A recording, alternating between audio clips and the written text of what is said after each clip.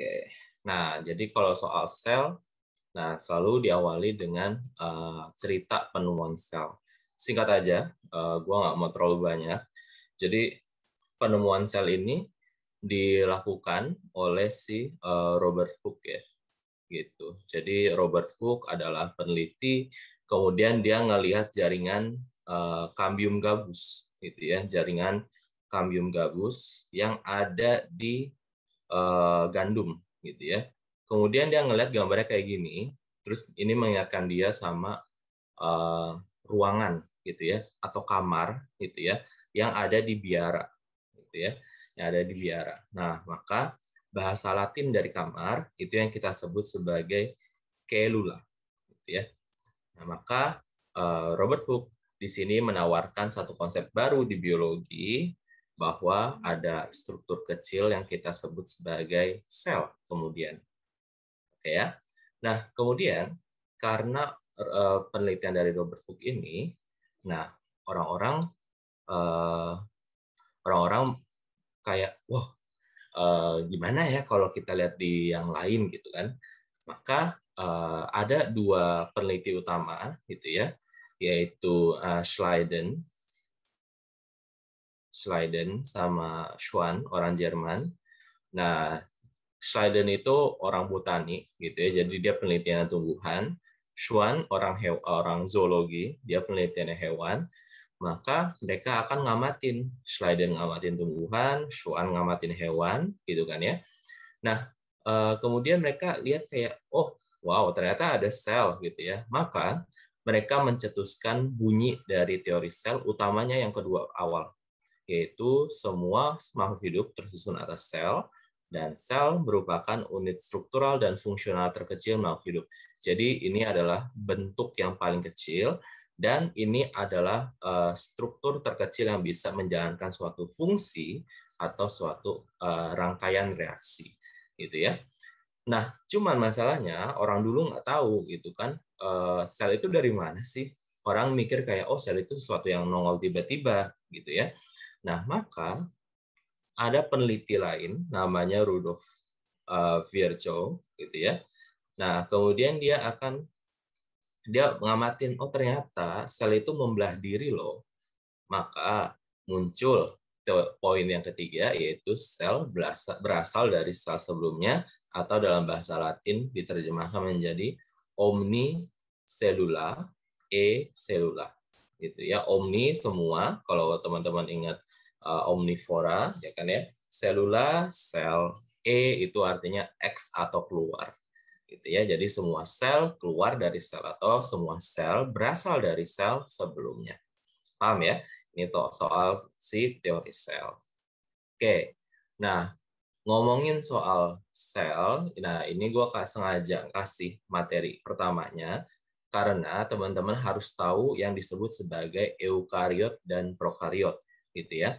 Nah, jadi di sini ini adalah basic teman-teman untuk memahami apa itu eukariotik, apa itu prokariotik, gitu ya. Karena nanti di ujian kata-katanya itu bisa digantikan dengan eukariotik dengan prokariotik. Nah, sebelumnya gue mau nanya, ada yang bisa bantu jawab? Kita ada sistem 5 kingdom kan ya, klasifikasinya sempat kita pakai itu. Nah, sistem 5 kingdom ada apa aja sih anggotanya? Ada kingdom apa gitu? Ada yang bisa tolong jawab? Salah nggak apa-apa, nggak usah malu-malu.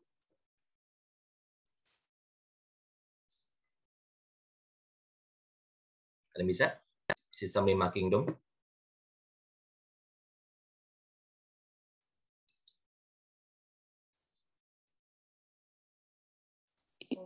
Protista, Monera, Oke, nice. Fungi, Animalia.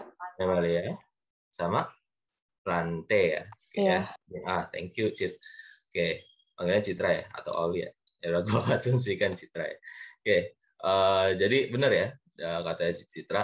Jadi ini ada 5 kingdom ya, gitu. Jadi ini adalah klasifikasi yang biasa dipakai di Indonesia karena lebih mudah gitu ya. Kalau sekarang itu udah update, udah ada 8. Nah, jadi 5 kingdom ini itu ada si Monera, kemudian protista, oke ya, kemudian fungi, kemudian plante, sama ada animalia. Oke ya, nice. Oke, nah sekarang ada yang bisa tolong ingetin gue agak, apa sih bedanya prokariotik sama eukariotik? Ada yang bisa coba jawab?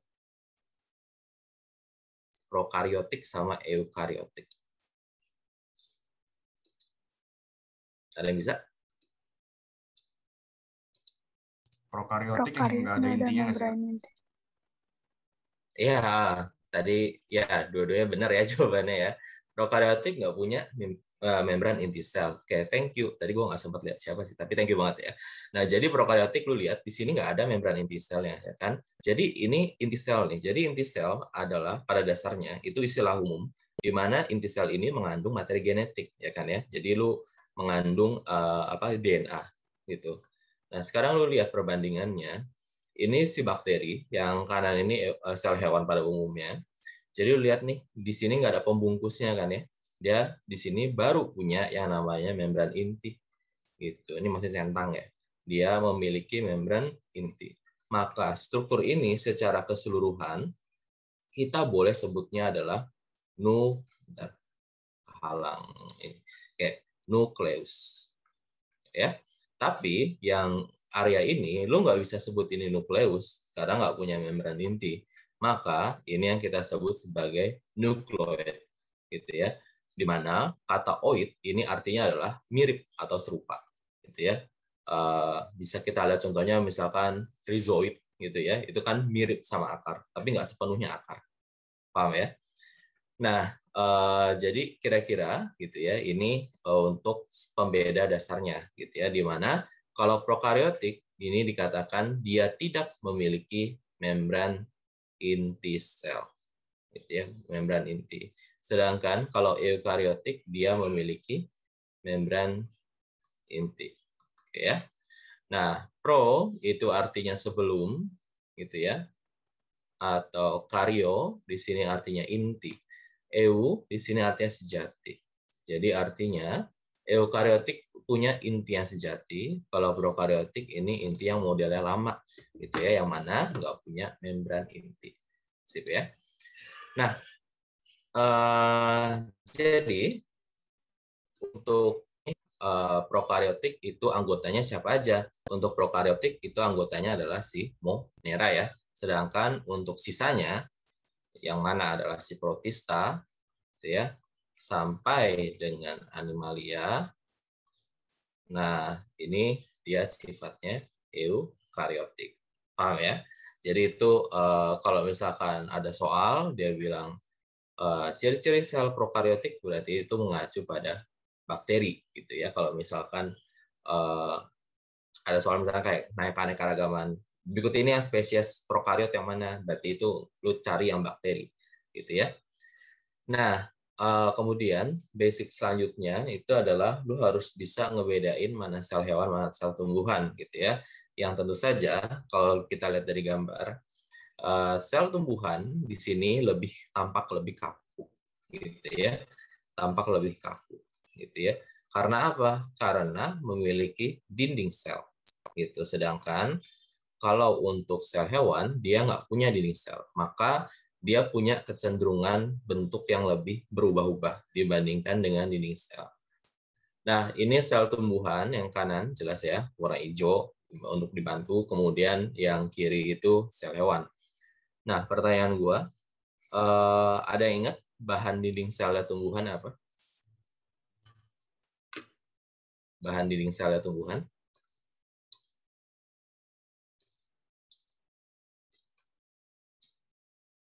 Depannya S, C, yang bisa?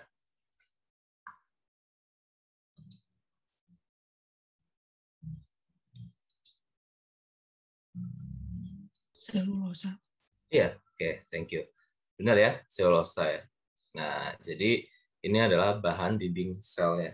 Nah, ini penting diketahui karena untuk membedakan satu kingdom, gitu ya. Salah satunya lu bisa pakai dari karakter dinding sel, gitu ya. Nah, jadi contohnya apa? Contohnya misalkan fungi, gitu ya. Fungi punya dinding sel, gitu. Eubacteria juga punya dinding sel, gitu ya. Jadi ini Cnidomia monera ya, sorry. Oke, jadi kalau fungi bahannya apa? Bahannya kitin, gitu ya. Ini yang membuat jamur itu kenyal, gitu. Eubacteria ini bahannya adalah si peptidoglikan, gitu ya. Jadi lu bisa lihat bahwa ini adalah hal yang berbeda, gitu. Maka ini adalah salah satu ciri kenapa dia nggak bisa masuk sini, dia nggak bisa masuk situ, ngerti ya? Ini basicnya. Oke ya. Jadi itu dasar pembedanya. Gua next ya.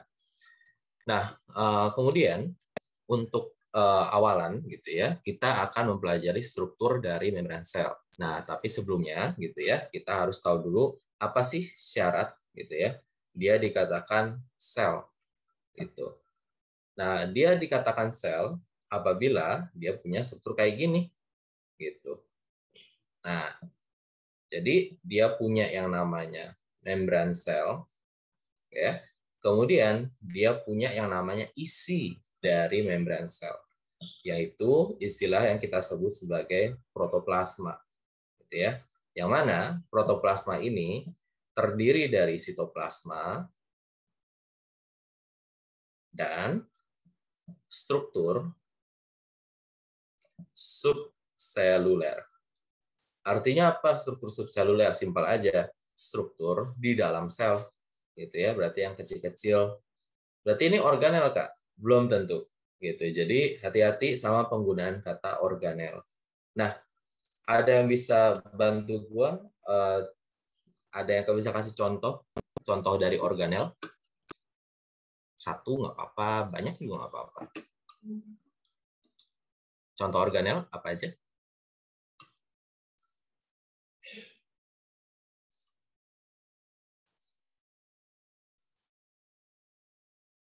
Ada yang tahu?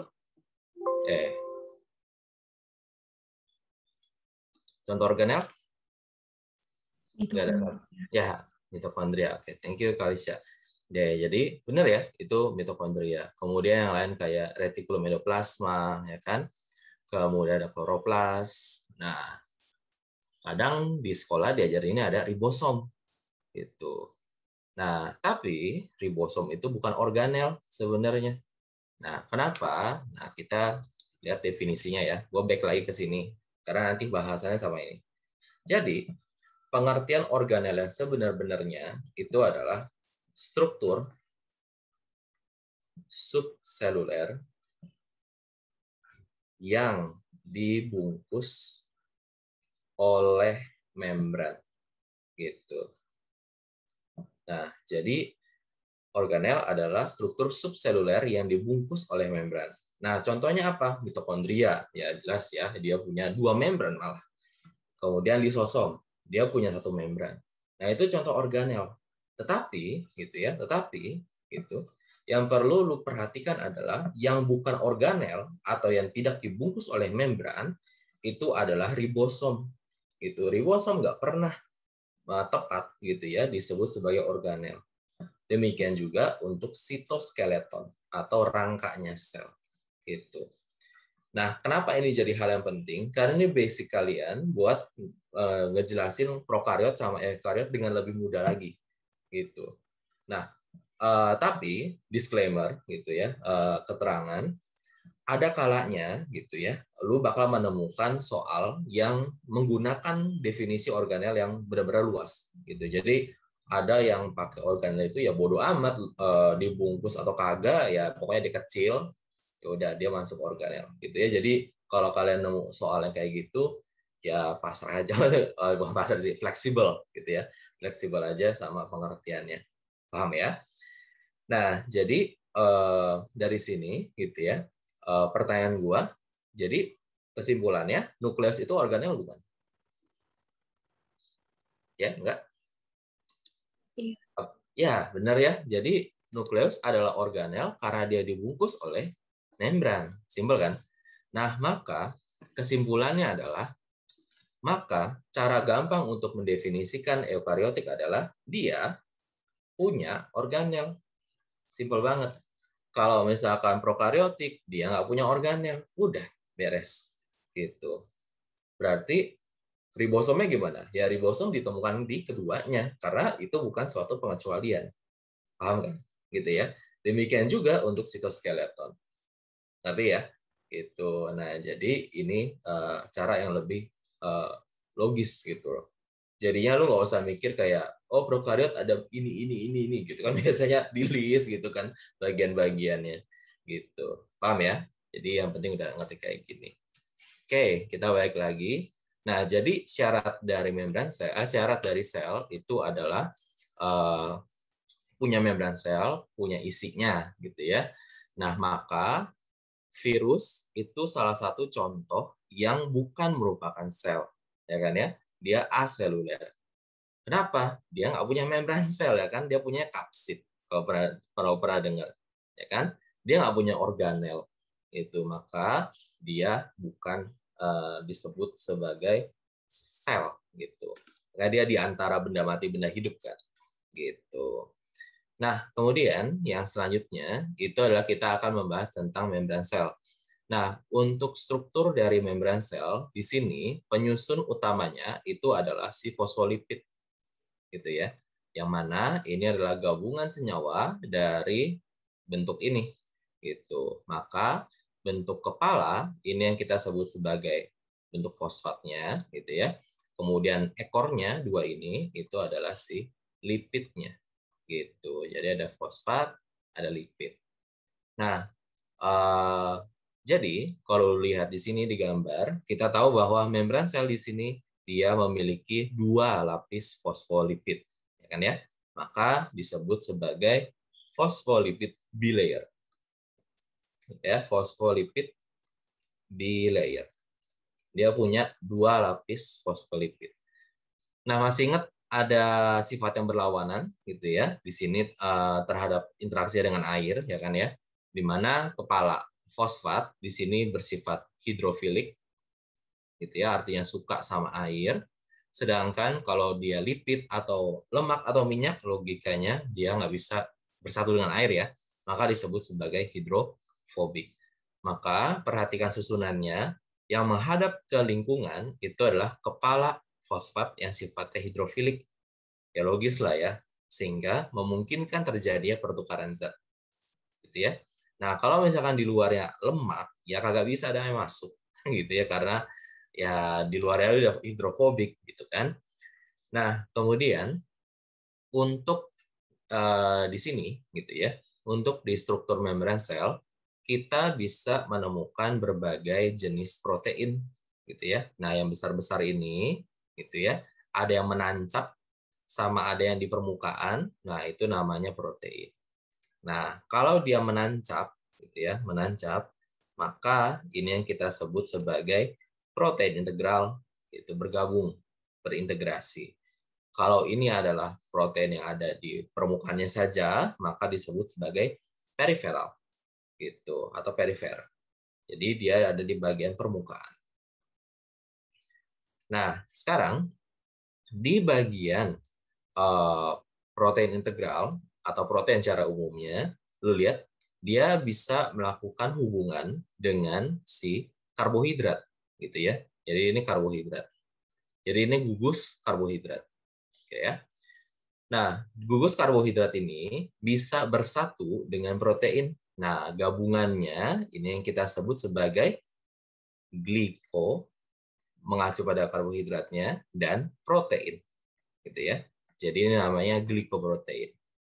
Nah, kemudian lu coba lihat gitu ya, komposisi glikoprotein itu hanya yang menghadap keluar, nggak pernah menghadap ke dalam.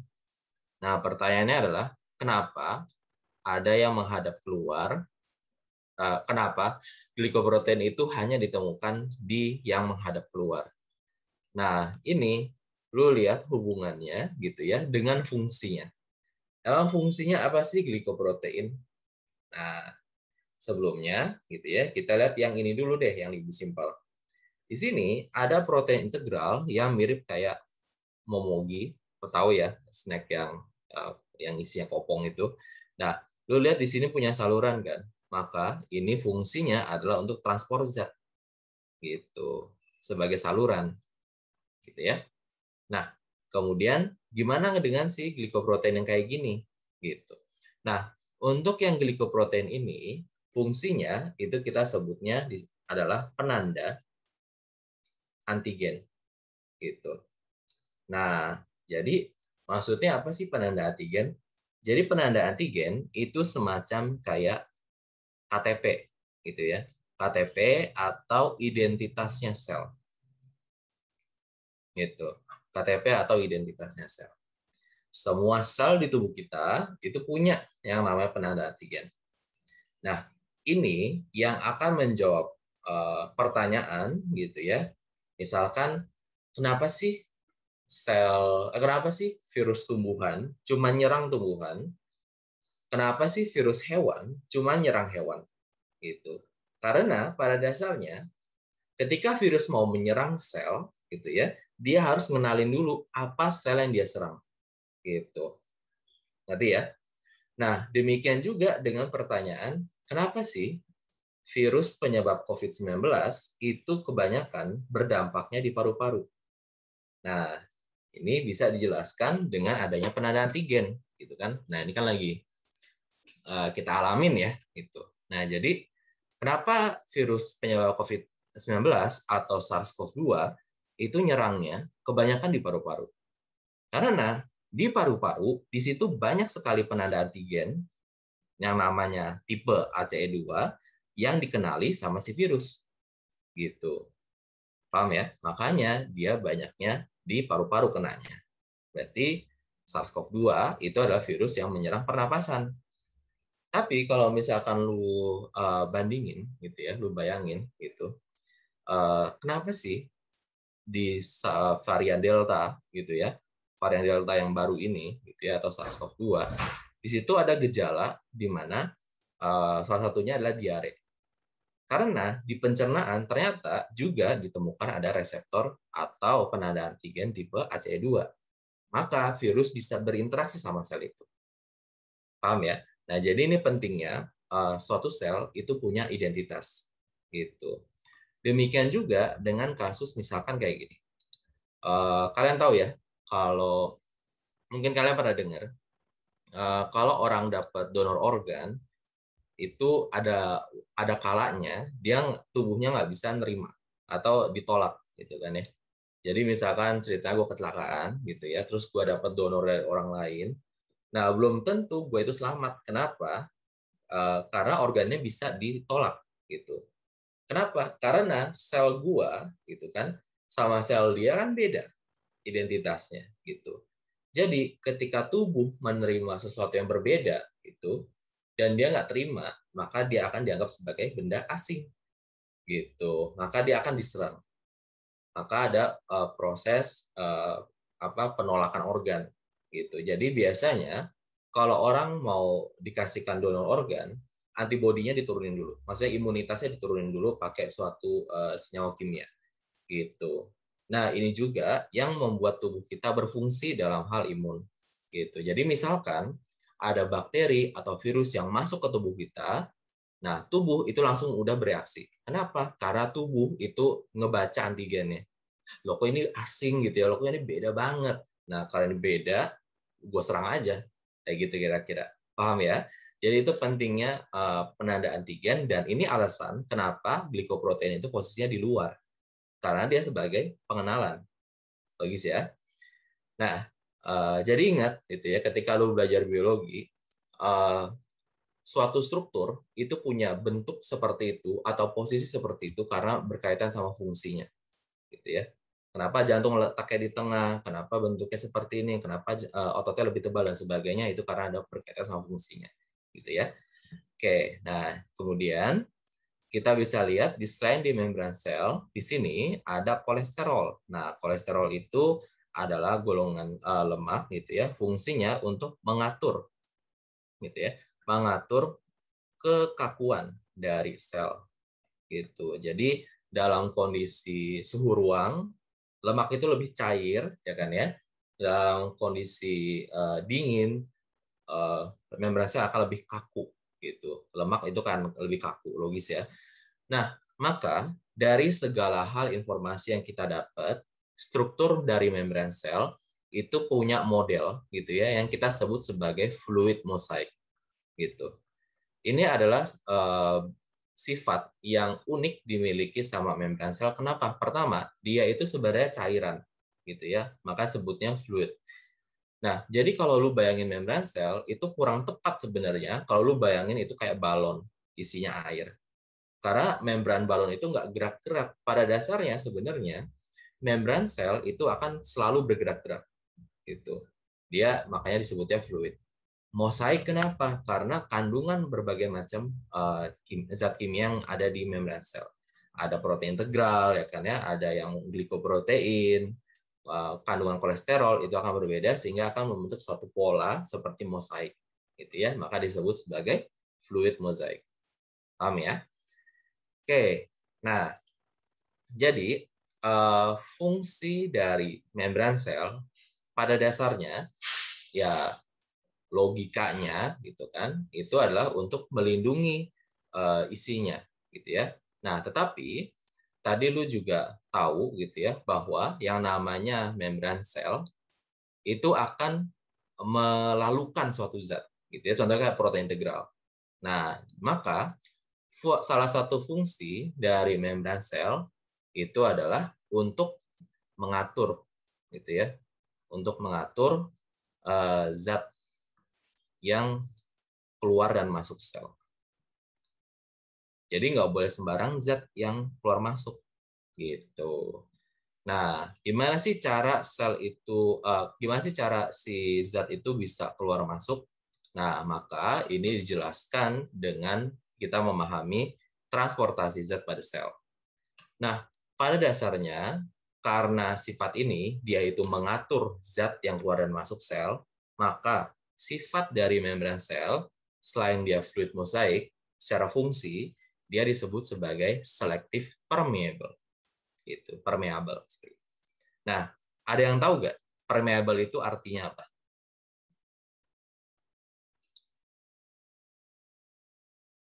Permeable. Bisa dilewati gitu, Kak.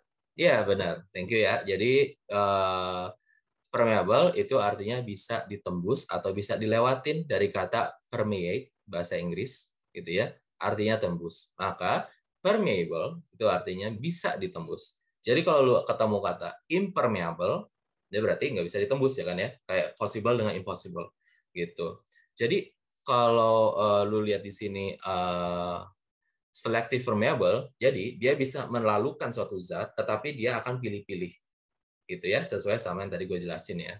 Oke, nah untuk transportasi zat yang dialami sama sel itu bisa terjadi secara pasif maupun secara aktif. Nah, pasif itu dia mengikuti gradien konsentrasi, sedangkan aktif melawan gradien konsentrasi. Jadi kalau misalkan lu berpindah dari tempat yang ramai ke sepi dengan sepi ke ramai, pasti akan lebih susah lu bergerak dari tempat yang sepi ke ramai, ya kan ya? Maka di sini lu akan butuh energi atau ATP. Tapi kalau pasif karena dia ngikut aja, ya udah dia tidak membutuhkan energi atau ATP. Nah di sini udah gue tulisin biar singkat gitu ya. Jadi kalau untuk yang pasif di sini kita harus mengenali yang dua ini basic banget gitu ya. Nanti kaitannya sama tumbuhan lah macam-macam. Jadi ini adalah difusi dengan osmosis, sama ada satu lagi itu adalah tambahan difusi yaitu difusi terfasilitasi.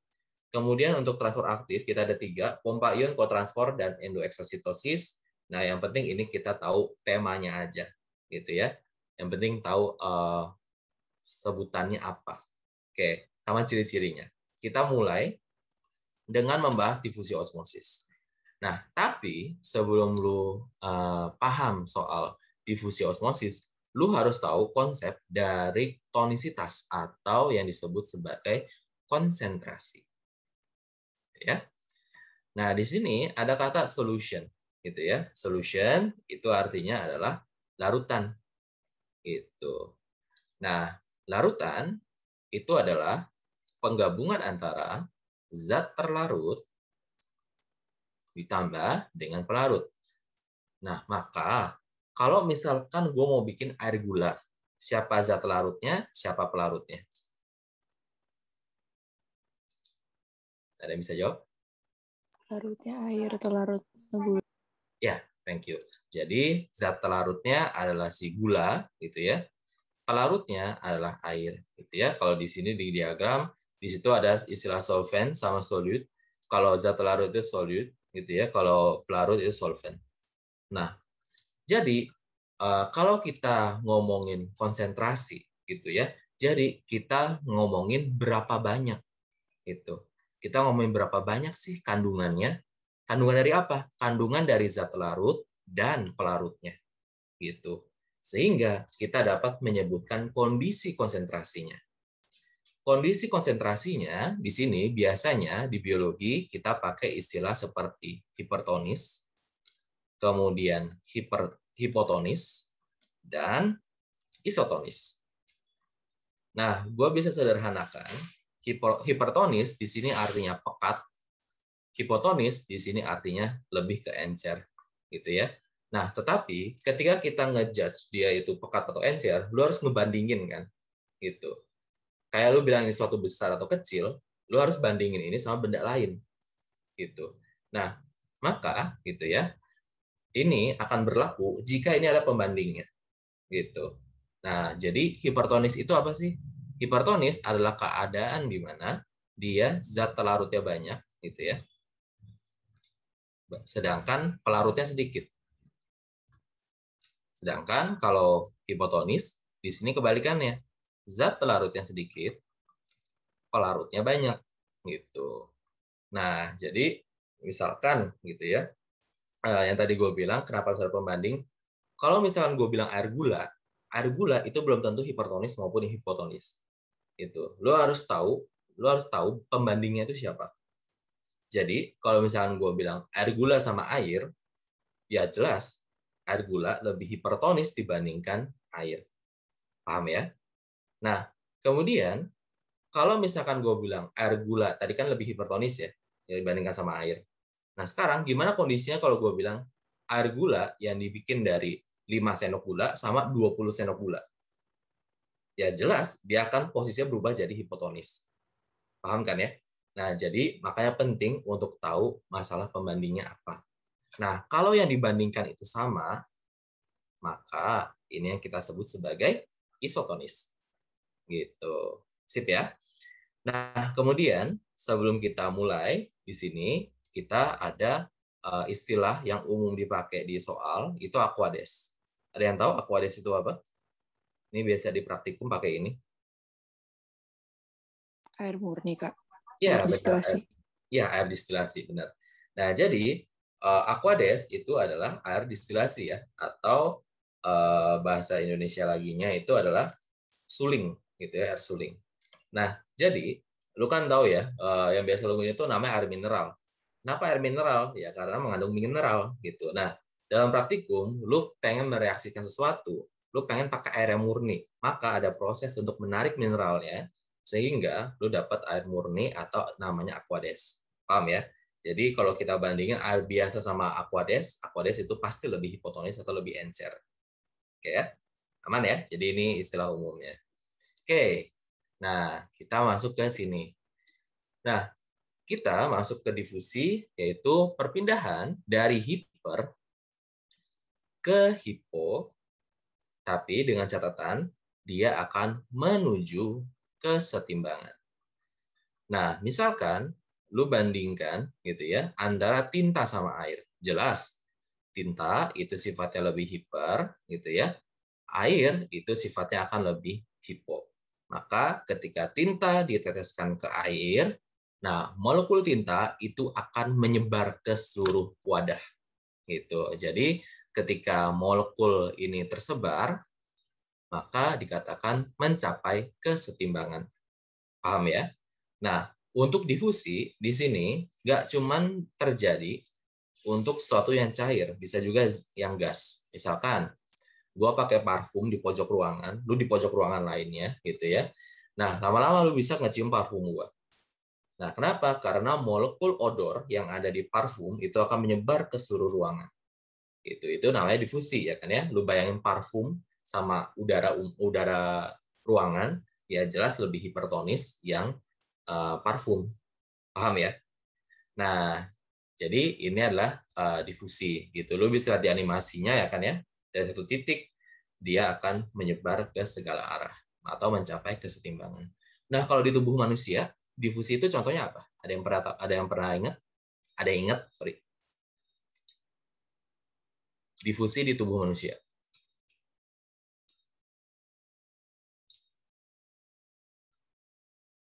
Pertukaran gas di paru-paru, bukan, Kak? Ya, benar ya. Thank you. Jadi, benar. Pertukaran gas di paru-paru khususnya alveolus. Kayak kita pakai skenario-nya. Misalkan ini alveolus ya.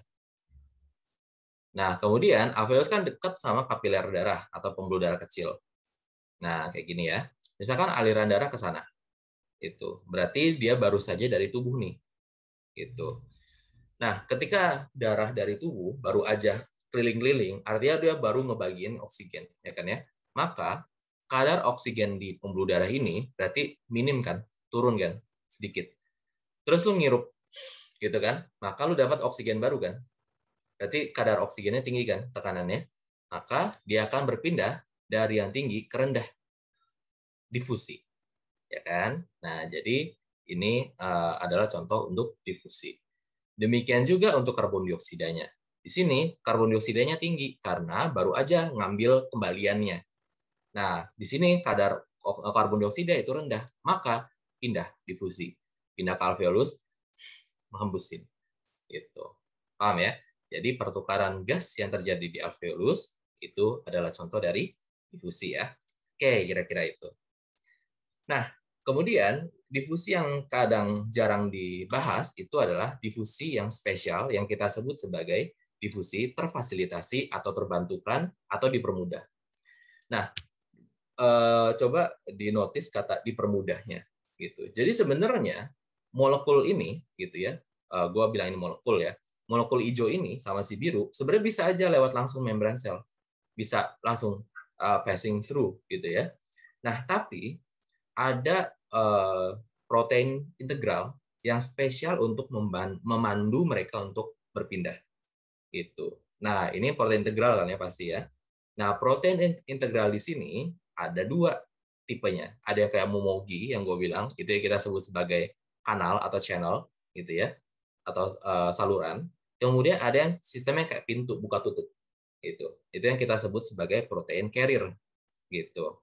Nah, maka tujuan dari difusi terfasilitasi adalah untuk mempercepat perpindahan. Mempercepat perpindahan. Loh, maksudnya apa kalau dia mempercepat perpindahan? Kenapa harus kayak gini? Misalkan lu lagi dehidrasi. Itu. Ketika lu dehidrasi, ingat gak? Di ginjal itu ada fungsinya untuk reabsorpsi kan? Air ditarik balik ke tubuh kan? Jadi lu kencingnya dikit, ya kan? Nah, ketika mau menarik air gitu kan.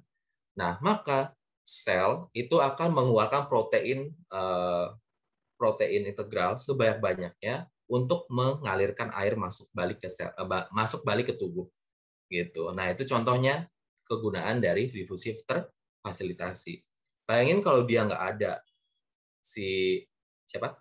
Si protein integral, itu pasti akan lebih lambat, ya kan ya? Karena apa? Ya lu bayangin bagian tengahnya itu ada bagian hidrofobik kan, gitu. Paham ya? Jadi itu untuk si difusi terfasilitasi. Oke, harusnya ini udah paham. Ada yang mau nanya nggak sejauh ini? Gue tadi lupa jeda deh. Ada yang mau nanya? Ada yang kurang paham? Silakan nanya apa aja. Berhubungan sama materi tadi.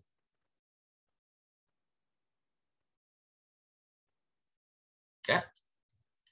Oke, kalau yang mau nanya jangan segan-segan ya. Oke, kemudian kita lanjutin ke yang osmosis. Nah, kalau osmosis gitu ya, kalau osmosis ini justru dia kebalik nih. Hipo ke hiper. Nah, kemudian di tengahnya biasa gue tambahin ini, biar lu ingat bahwa dia harus melewati suatu membran. Nah, yang sifatnya selective permeable atau bisa juga lu sebutnya semi permeable, itu nggak masalah. Oke. Nah, sekarang gue mau nanya, ini aneh kan harusnya kan? Karena apa? Osmosis itu transfer aktif atau pasif tadi? Pasif. Pasif. Artinya dia mengikuti gradien konsentrasi kan? Nah, kalau lihat polanya kayak gini, hipo ke hiper, dia ngelawan gradien konsentrasi kan? Iya kan? Dia ngelawan gradien konsentrasi kan dari tempat yang sepi ke rame. Aneh kan? Nah, ini yang biasanya dilewatin nih, yang nggak, maksudnya kurang pemahamannya. Nah, jadi teman-teman perlu diingat gitu ya, bahwa yang namanya osmosis di sini yang berpindah adalah pelarutnya gitu. Yang pindah itu pelarutnya atau si airnya. Oke, kita definisiin ya. Kita tahu sekarang kalau osmosis itu pindah dari hipo ke hiper. Gini ya. Kita definisiin hipo. Hipo berarti apa? Zat terlarutnya sedikit, tapi pelarutnya banyak. Hiper, zat terlarutnya dia banyak, tapi pelarutnya sedikit. Ya, kalian setuju ya? Nah, sekarang lu lihat. Tadi gue tekanin, yang berpindah itu ada pelarutnya. Lu lihat pelarutnya. Pelarutnya tinggi ke pelarutnya rendah. Ngikutin gradien konsentrasi gak? Ngikutin gradien konsentrasi. Gitu. Jadi, harus ada disclaimer gitu ya, atau keterangan bahwa yang berpindah di osmosis itu adalah pelarutnya, airnya. Gitu ya. Nah, jadi makanya dia tetap disebutnya pasif. Gitu. Paham ya? Nah, tapi pola hipo-hiper ini itu untuk mempermudah teman-teman untuk belajar gitu ya, untuk pindahnya ke arah mana sih? Kita lihat contohnya nih. Di sini ada gelas beker gitu ya. Nah, gelas beker ini ada dua larutan yang dipisahkan oleh membran. Oke ya. Nah, di sini kita lihat zat larutnya lebih sedikit nih, molekulnya lebih sedikit. Maka ini akan bersifat lebih hipo, sedangkan yang bagian kanan itu akan bersifat lebih hiper. Karena apa? Karena zat terlarutnya itu lebih banyak, ya kan ya? Nah, maka kalau lu pakai catatan ini, hipo ke hiper, pindahnya ke arah kanan. Bener dong, ya kan ya? Volumenya kan nambah. Nah, tapi lu coba notice jumlah molekulnya. Di bagian kiri, molekulnya ada berapa? 1, 2, 3, 4, 5, 6, 7. Ya kan ya? Di bagian kiri yang setelah proses, itu cuma ada 7 juga. Ya kan? Maka ini menekankan bahwa yang berpindah itu pelarutnya, bukan semuanya. Paham ya? Nah, jadi udah ngerti ya, yang berpindah itu adalah pelarut atau airnya. Ada yang mau nanya nggak? Ada yang mau diulang? Oke, Sabi ya. Oke, bukan Sabi aja. Oke, sip ya. Nah, kemudian, jadi apa sih dampaknya ke sel? Osmosis adalah transport zat yang banyak dilakukan oleh sel, gitu ya. Nah, kita ambil contoh di sini adalah sel darah merah sebagai perwakilan dari sel hewan, kemudian sel tumbuhan. Nah, sekarang kita akan membandingkan mereka di lingkungan yang berbeda. Ada lingkungan yang isotonik, ada lingkungan yang hipotonik, dan ada lingkungan yang hipertonik. Nah, sekarang kita lihat yang paling mudah dulu, itu adalah isotonik. Kalau isotonik artinya tadi apa? Sama ya. Nah, kalau sama, berarti kondisi si cairan yang ada di luar dan di dalam sel itu sama. Maka sel akan kondisi normal. Tapi hati-hati, bukan berarti tidak ada pertukaran. Tetap ada pertukaran, tetap ada perpindahan zat, tetapi di sini dia sifatnya setara. Nah, ini yang juga biasanya dilupakan. Gitu. Jadi dia bisa keluar masuk, tapi dia setara. Makanya dia normal.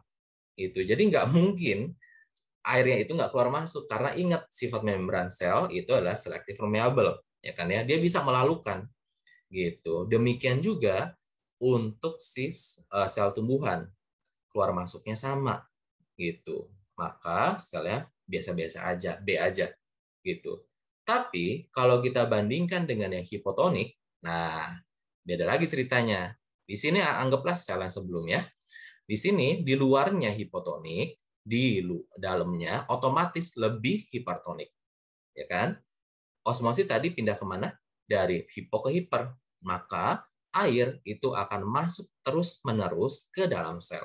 Sehingga sel akan bengkak, kemudian pecah, yang kita sebut sebagai lisis. Gitu. Kalau kita spesifik ngomongin sel darah, maka disebut sebagai hemolisis. Paham ya? Nah, gimana kalau untuk yang hipertonik? Maka di sini sel darah merah gitu ya.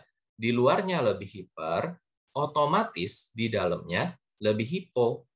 Ulang, osmosis pindah dari hipo ke hiper. Berarti harapannya ke sini kan? Nah, berarti airnya akan keluar terus-menerus sehingga sel akan mengerut gitu ya. Maka kondisinya ini yang kita sebut sebagai krenasi. Gitu. Paham ya? Nah, kita bandingkan dengan si sel tumbuhan. Kalau si sel tumbuhan, lu lihat di sini hipotonik berarti airnya masuk terus-menerus kan? Nah, tapi dia nggak akan pecah. Karena apa? Karena dia memiliki dinding sel. Bahannya apa tadi? Selulosa kan? Selulosa itu sifatnya lentur. Gitu. Nah, jadinya sel itu akan kepenuhan air. Maka air di dalam sel itu akan memberikan suatu tekanan.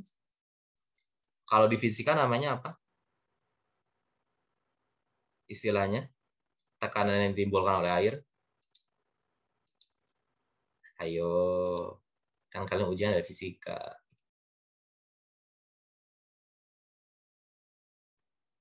Ya apa? Tekanan yang ditimbulkan oleh air namanya sesuatu bidang.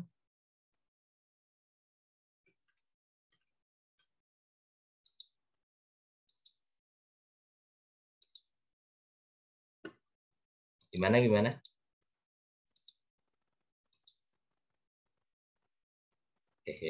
Hidrostatik ya, gitu. Jadi dia akan memberikan yang namanya tekanan hidrostatik.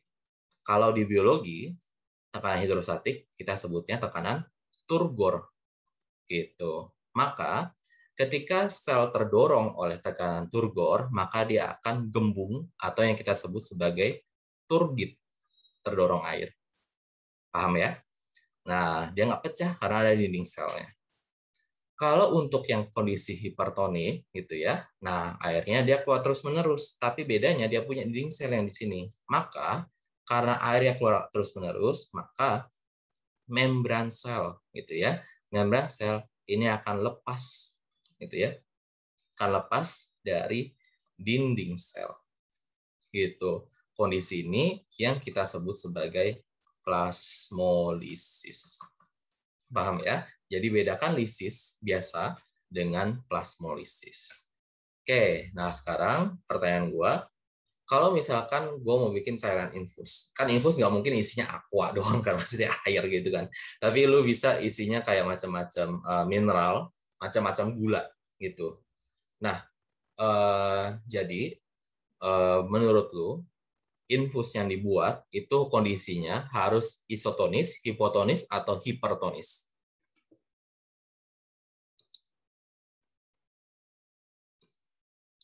Ada yang bisa jawab? Infus itu kondisinya harus isotonis, hipertonis, apa? Hipotonis.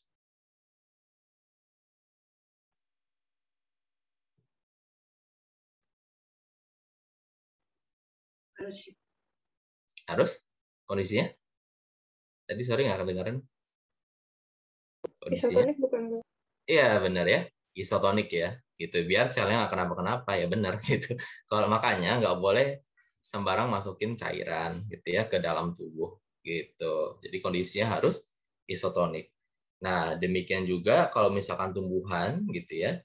Nah, kalau tumbuhan misalkan gue pengen dia berbuah banyak atau tumbuhnya lebih tinggi, gue nggak bisa ngasih pupuk kebanyakan gitu. Karena kalau ngasih pupuk kebanyakan, maka akan memberikan lingkungan yang pekat buat si tumbuhan, ya dia akan plasmolisis gitu. Nah, kemudian pertanyaan berikutnya, di antara kondisi ini untuk sel hewan, kan pasti yang terbaik itu kondisi isotonik ya kan ya. Ini kondisi yang paling oke gitu. Nah, buat tumbuhan, kondisi yang paling oke yang mana? Kira-kira.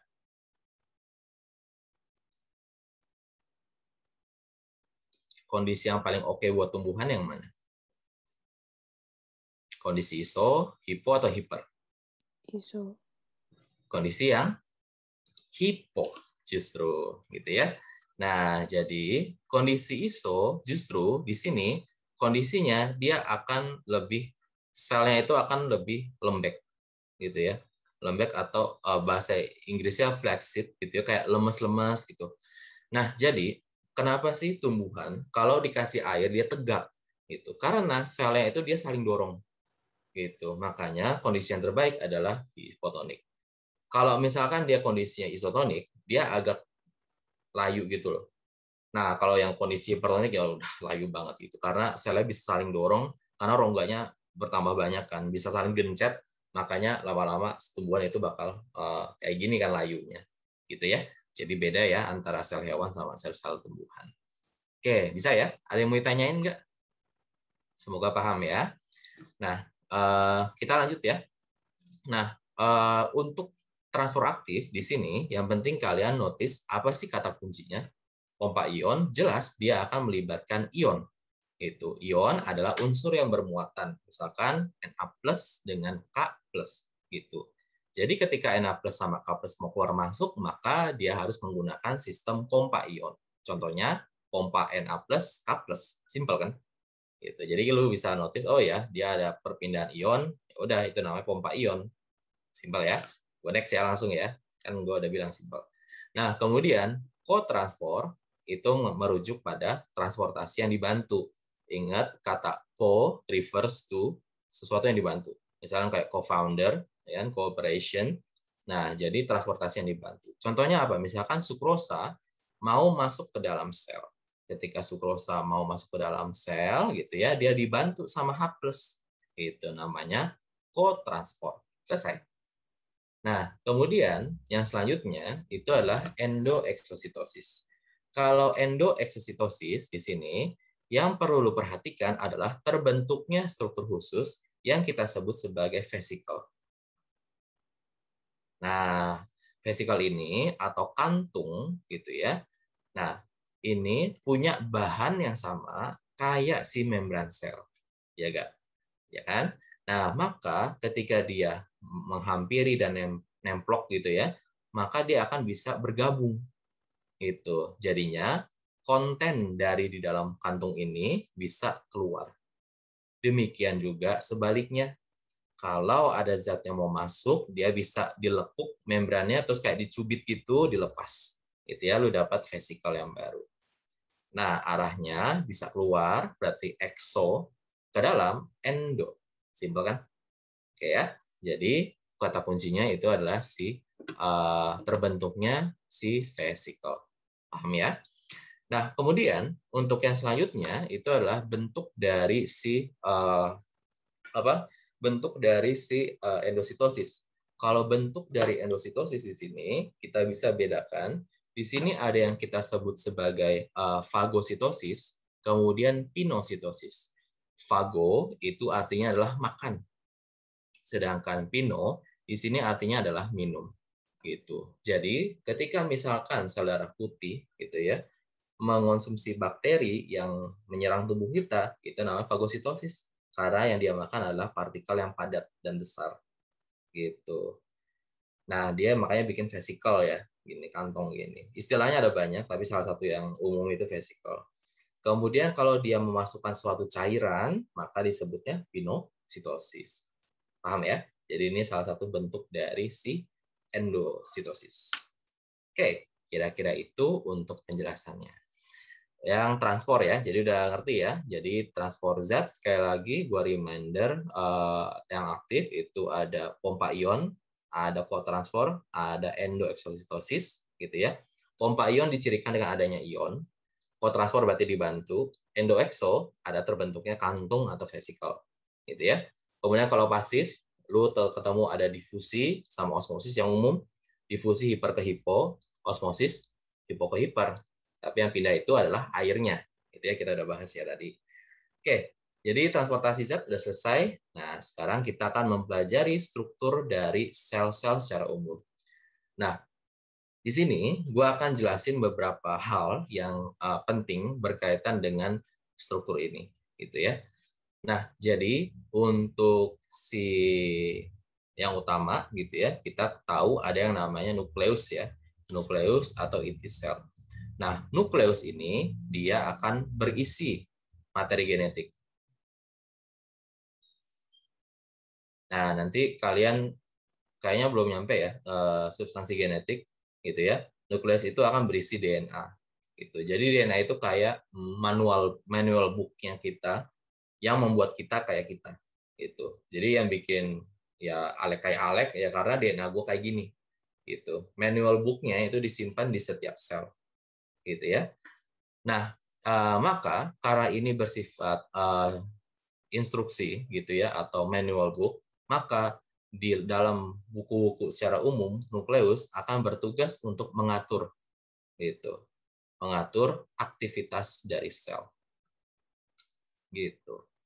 Nah, sekarang lu notice di bagian membran nukleus gitu ya, di dalam membran di dekat membran nukleus, nah ini lu lihat dia tersambung kan ya, dia tersambung dengan struktur yang manjang-manjang kayak kue tiaw yang ini gitu ya.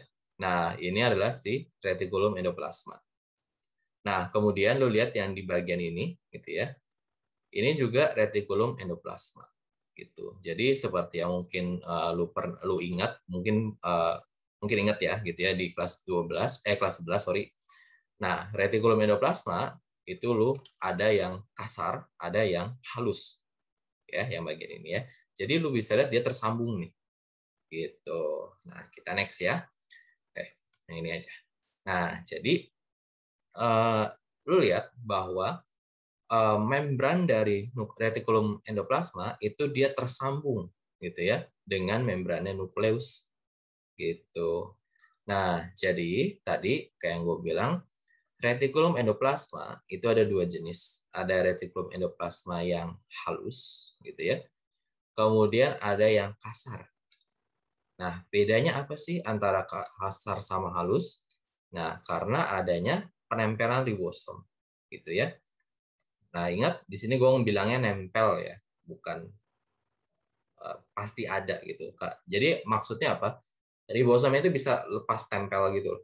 Bisa nanti lepas, nanti bisa nyamperin nemplok di situ.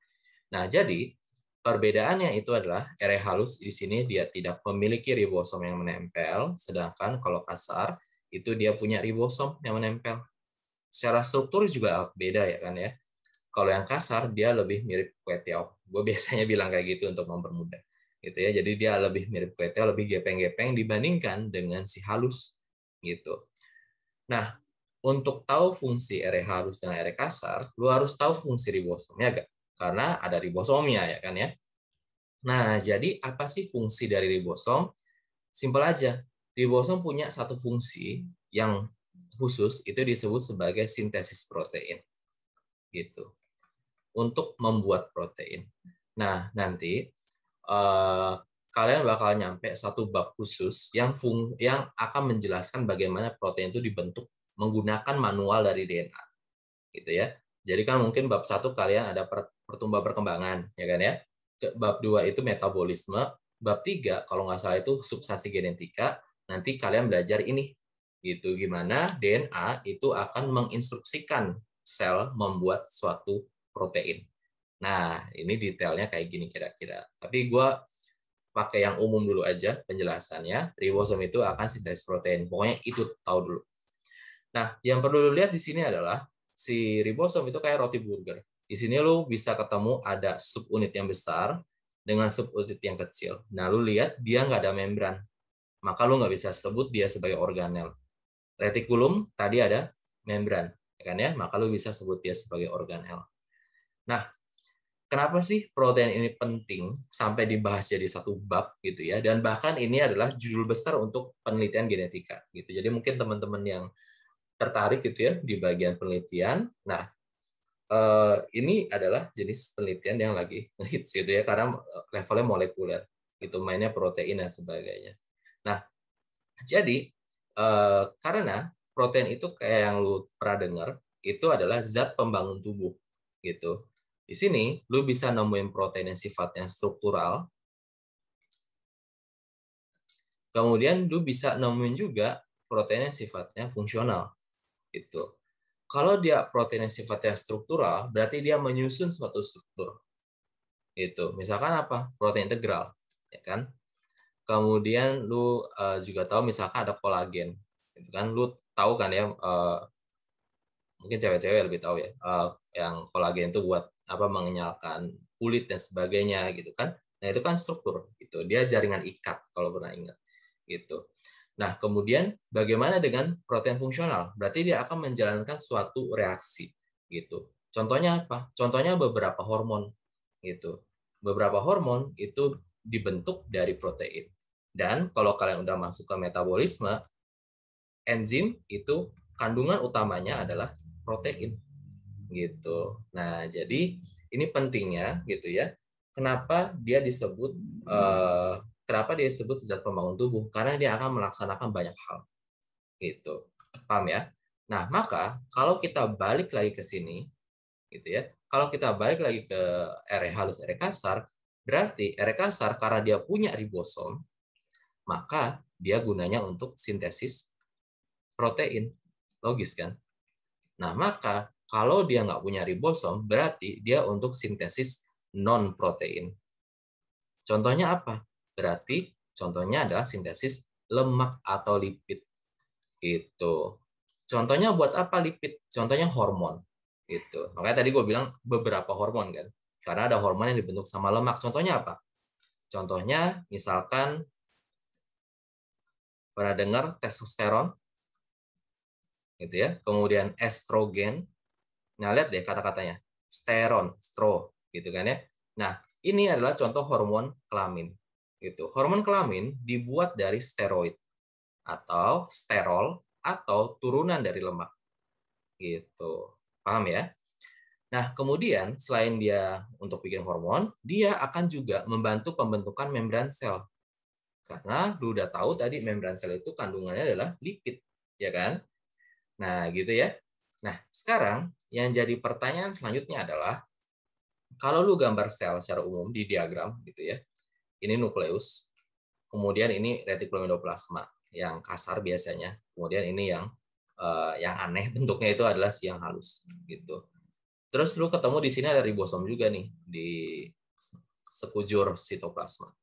Nah, sekarang pertanyaannya itu adalah apa bedanya gitu ya. Ini kan ribosom nih. Ribosom bebas ya atau ribosom di sitoplasma. Apa bedanya ribosom yang bebas atau di sitoplasma dengan ribosom yang ada di RE kasar gitu. Nah, ini juga biasanya pemahamannya kurang nih, kurang dijelasin. Padahal ini hal yang penting gitu. Nah, jadi apa bedanya ribosom yang bebas di sitoplasma sama ribosom yang nempel? Gitu kan? Tadi kan gue bilang ribosom itu bisa lepas tempel. Gitu. Berarti ada tujuannya dong, ya kan ya?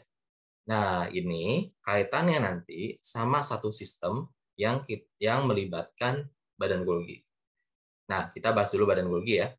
Nah, kalau badan Golgi di sini, ya, fungsi utama besarnya itu adalah sekresi, kemudian modifikasi.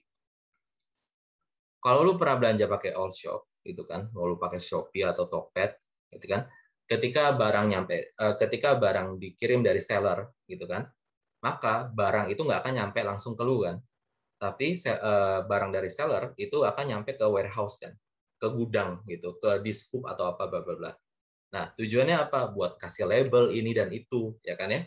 Nah, sama badan Golgi itu kayak warehouse atau gudangnya, gitu ya, yang buat ngatur barangnya mau disebar kemana. Nah, sama, gitu ya. Jadi badan Golgi, lu lihat deh, dia produksi apa ini? Dia produksi vesikel kan? Ingat nggak tadi endoksitosis? Ingat kan ya? Dia melibatkan adanya vesikel, ya kan? Nah, jadi maka nggak heran fungsinya untuk sekresi, untuk mengeluarkan zat yang berguna. Gitu. Modifikasi artinya apa? Modifikasi artinya lu mengubah struktur kimianya sehingga lebih berguna. Nah, ini akan lebih jelas kalau kita pakai penjelasan yang lebih lengkap, yaitu kita menjelaskan mengenai sistem endomembran. Kalau kita ngomongin sistem endomembran, maka ini adalah sistem yang melibatkan RE sama badan Golgi. Gitu. Nah, sekarang lu coba lihat apa yang terjadi di sistem endomembran. Nah, kalau lu lihat gitu ya, di sini dia ada RE kasar ya. Semua udah lihat ya, di sini ada RE kasar, ya kan ya. Kemudian di badan Golgi, yang bentuknya kayak roti ditumpuk-tumpuk. Nah, lu lihat deh, di bagian sini, sorry ya kalau ini agak kecil gitu ya, itu udah terbentuk protein nih. Protein itu warna ungu nih ceritanya, gitu ya. Nah, dari sini dia muncul vesicle, pluk gitu kan ya. Nah, kita dapat vesicle nih, gitu. Nih, transfer vesicle from ER, gitu ya. Kemudian vesicle ini akan bergabung dengan badan Golgi, gitu, pluk gitu. Kemudian dia akan naik ke lapisan berikutnya, pluk pluk pluk pluk gitu kan ya. Nah, kemudian di dalam badan Golgi protein itu akan dimodifikasi, gitu. Dari sini lihat deh, dia muncul vesicle kan, dia muncul vesicle. Nah, kemudian vesicle akan bergabung dengan membran sel sehingga akan melakukan eksositosis. Sampai sini paham? Paham ya, gitu ya. Jadi lu lihat RE kasar, khususnya RE kasar gitu ya, ini adalah pabriknya, ya kan? Ditransfer ke warehouse, gitu. Gue udah bikin nih. Nah, lu atur ya, kirim kemana. Nah, badan Golgi bakal kayak, oh iya, tapi gue rapiin dikit ya, gitu. Nah, nanti dia bikin vesicle, gitu ya. Nanti dia bisa gabung ke sini, keluar deh barangnya. Paham nggak? Ngerti ya? Nah, mungkin lebih paham kalau ada animasinya. Semoga kelihatan ya ini ya. Nah, lihat ya, di sini ada vesicle yang muncul kan dari RE. Kemudian si vesicle ini akan bergabung dengan si badan Golgi. Gitu. Tapi ini animasi agak tanggung sih. Nah, ini ya. Jadi lu lihat juga gitu ya, sekarang di badan Golgi, nah muncul kan ada kantongan tuh. Gitu ya. Nah, jadi ini yang terjadi antara RE dengan badan Golgi. Nah, kerjasamanya disebut sebagai endomembran. Gitu. Nah, berarti lu tahu bahwa bahan kantong gitu ya dengan si lapisan dari badan Golgi dengan retikulum endoplasma berarti bahannya sama. Makanya mereka bisa saling gabung, ya kan? Kesimpulannya itu. Nah, jadinya gitu ya, lu bisa ambil kesimpulan berarti apa bedanya ribosom bebas atau yang di sitoplasma dengan ribosom yang di RE kasar? Nah, bedanya adalah dia ditujukan kemana? Gitu. Ribosom yang ada di RE kasar, gitu ya, di sini akan bikin protein yang diekspor atau yang akan dikeluarkan. Gitu. Contohnya apa? Misalkan, lu tahu kan ya, lambung itu ngeluarin pepsin, ya kan? Nah, berarti sel-sel lambung itu harus punya banyak sistem endomembran atau banyak RE, banyak Golgi untuk bisa ngeluarin enzimnya nggak? Pankreas itu bisa ngeluarin lipase. Berarti dia harus punya itu. Pankreas juga bisa ngasihin hormon insulin, bahannya protein. Nah, maka dia akan pakai sistem itu. Paham kan ya? Nah, bagaimana dengan ribosom yang bebas di sitoplasma? Ribosom yang bebas di sitoplasma ini untuk keperluan sendiri. Itu maksudnya apa? Keperluan internalnya dia. Gitu. Nah, contohnya apa? Contohnya misalkan, kalian udah nyampe glikolisis belum? Kalian udah nyampe metabolisme di sekolah? Takutnya nanti gue nggak nyambung lagi. Udah nyampe? Baru mulai, Kak. Oh, baru mulai. Tapi udah dapat glikolisis? Atau baru enzim? Kurang tahu deh. Kayaknya baru enzim. Oh, baru enzim. Oke, thank you. Oke ya, jadi gue pakai bahasa yang lebih gampang. Jadi, ketika sel mau pakai glukosa, gitu ya, glukosanya itu bakal nyampe ke sitoplasma kan. Nah, glukosa itu harus dipecah-pecah tuh. Nah, tapi kan nggak kayak Tara tiba-tiba gitu kan. Nah, lu harus pecah-pecah pakai apa? Pakai enzim kan. Enzim itu bahannya protein. Nah, itu maksudnya untuk keperluan internal. Jadi keperluan di dalam sel itu sendiri. Kalau untuk yang terlibat sama RNA kasar, maka itu adalah protein yang diekspor. Paham ya? Nah, jadi itu contohnya. Kira-kira. Ada yang mau ditanyain nggak sampai sini? Ada yang kurang jelas?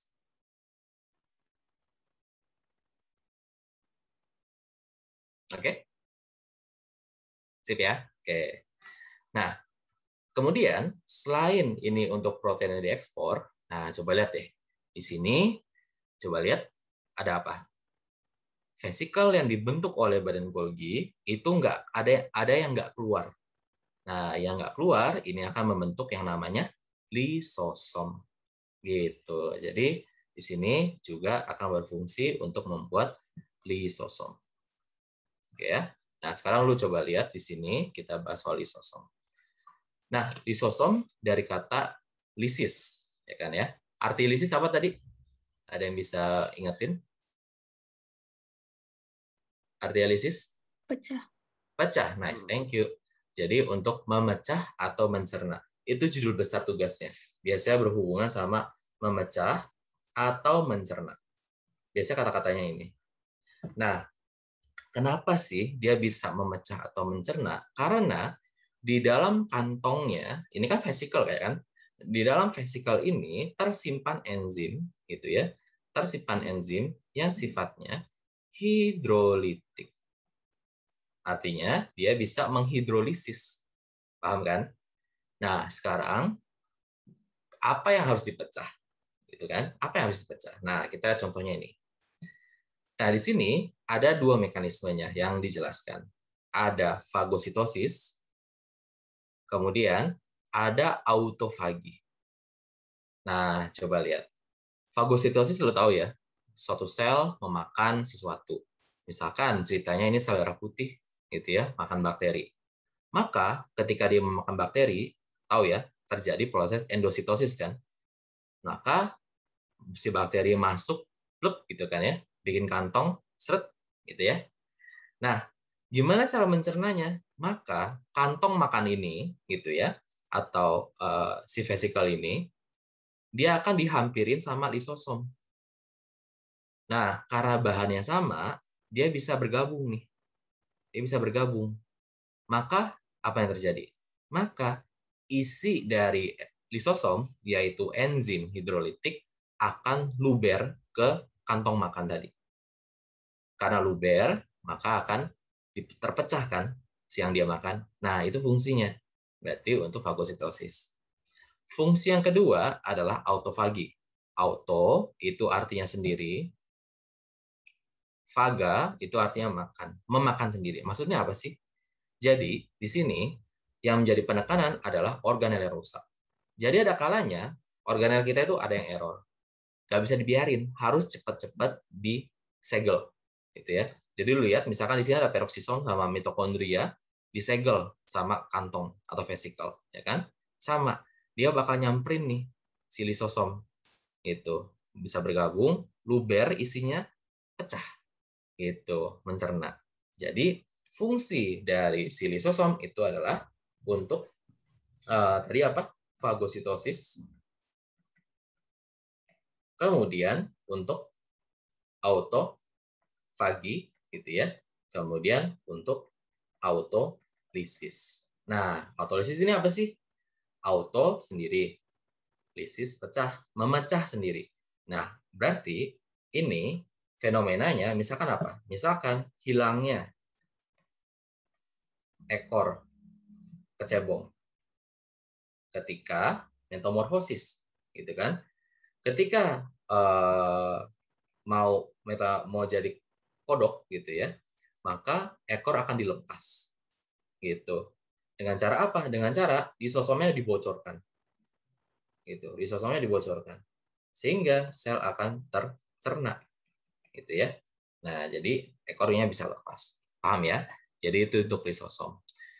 Nah, kemudian untuk yang pasangannya itu yang agak mirip sama dia itu namanya peroksisom. Nah, kalau peroksisom di sini dia agak khusus, spesifik fungsinya gitu ya. Fungsinya apa?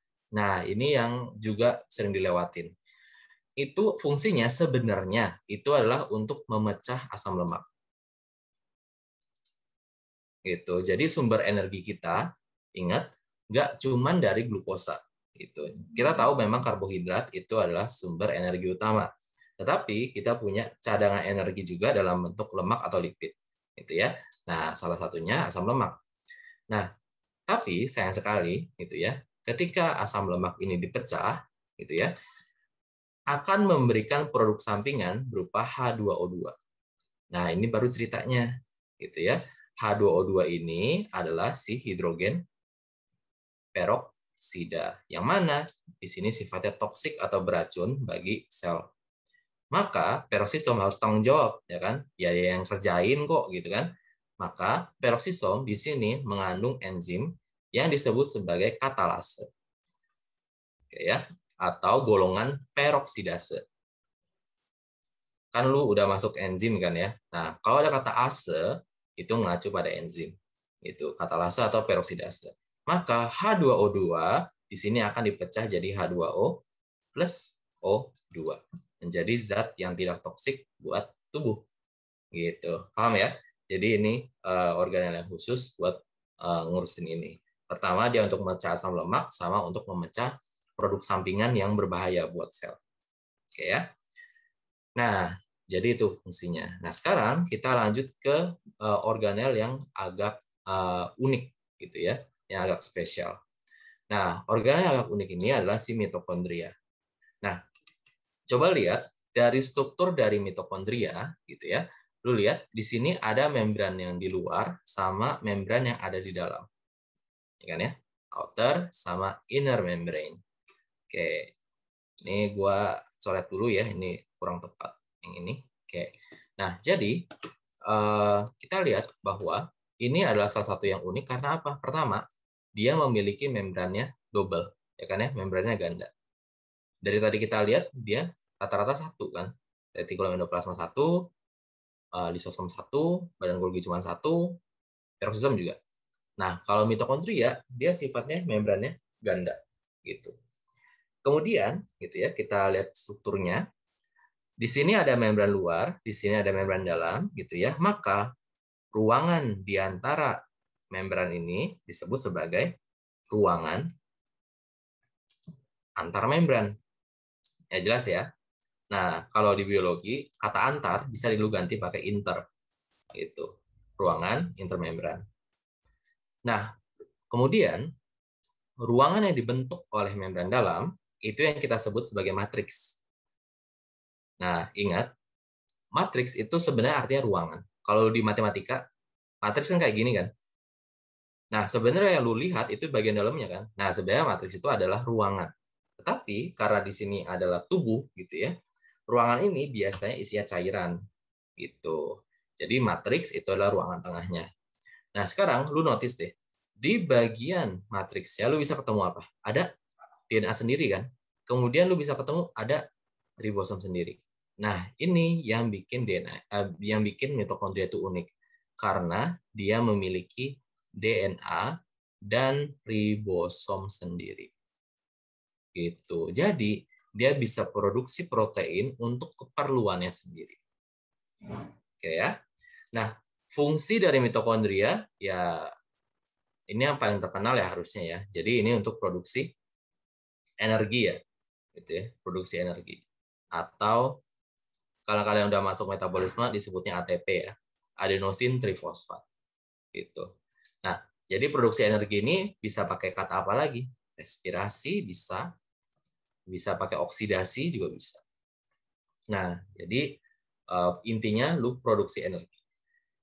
Nah, sekarang karena dia kayak gini, si mitokondria itu aneh dan dia punya DNA sendiri, dia punya ribosom sendiri, dia bisa produksi protein sendiri, maka dia disebut organel yang semi otonom gitu. Kalau kalian rencana ikut UTBK atau SIMAK gitu ya, ini adalah organel yang pelangganan gitu. Karena aneh gitu. Ya, ngerti ya gitu ya, karena organel ini aneh gitu. Nah, kemudian pertanyaannya adalah kenapa kok dia dua membran?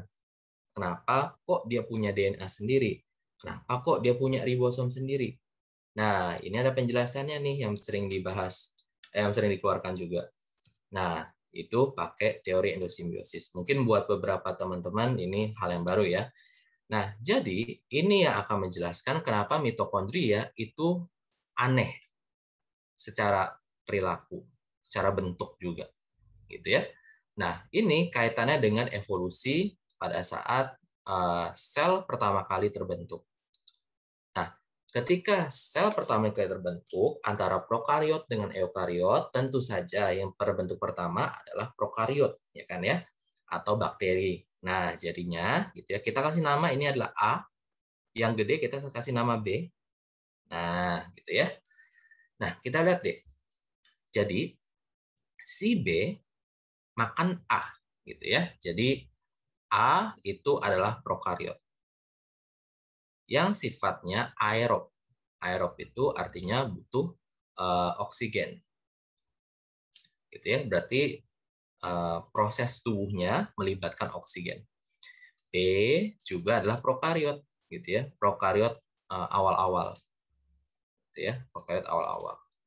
Nah, jadi lu lihat deh, si A itu kan bakteri ya, prokariot aerob. A bakteri dimakan sama si B. Nah, ingat nggak? Ketika proses endositosis atau fagositosis, maka lu bikin kantong baru kan? Ya kan? Nah, ini yang menjelaskan kenapa membrannya dua.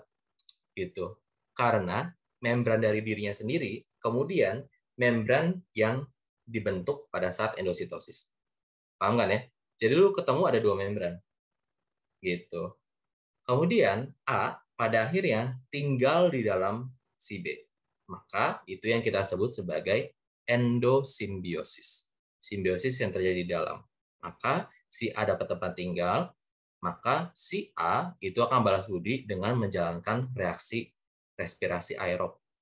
Gitu. Paham ya? Nah, sekarang balik lagi. Terus kenapa dia punya DNA ribosom? A itu kan bakteri. Ya kan ya? Lu ingat deh, prokariot punya DNA, ya kan ya, punya materi genetik, punya ribosom juga, gitu. Maka ini alasan kenapa dia bisa kayak gini. Dia membrannya ganda, kemudian dia punya DNA, dia punya ribosom, karena dia dulunya adalah bakteri yang dimakan. Enggak bohong gitu kan, main-main. Nah, kalau DNA ini lu buka pakai mesin gitu ya, lu baca gitu ya, lu informasinya biodata di genetika lu buka, lu bandingin sama bakteri sekarang, kemiripannya tinggi banget. Gitu. Jadi menjelaskan bahwa asal usul dari mitokondria kemungkinan besar itu berasal dari bakteri. Paham ya? Gitu. Jadi ini yang bikin mitokondria itu unik gitu. Dan pada dasarnya dia akan berperilaku sama kayak bakteri, yaitu dia bisa membelah diri. Aneh kan? Gitu. Jadi dia bisa membelah diri. Ketika sel mau membelah, isinya harus didobelin. Biasanya dibikin dari ulang tuh semua. Tapi mitokondria tinggal pluk gitu, tinggal belah diri, udah kayak bakteri. Gitu ya. Jadi makanya dia itu adalah organel yang unik. Gitu. Sip ya. Nah, kemudian kita lanjutkan, udah mulai ke arah yang akhir, itu adalah sitoskeleton. Sitoskeleton adalah rangka dari sel. Nah, di sini ada 3 rangka yang lu bisa temukan di sel. Ada mikrotubulus, mikrofilamen, dan filamen intermediate. Yang akan gue fokus, gue kasih sharing ke teman-teman, itu adalah mikrotubulus sama mikrofilamen, karena ini yang sering dibahas. Mikrotubulus itu adalah yang akan membentuk sentriol. Nah, dengar ya, sentriol. Sentriol ini akan berperan dalam pembelahan sel. Gitu ya. Pembelahan sel berikut dengan benang spindle.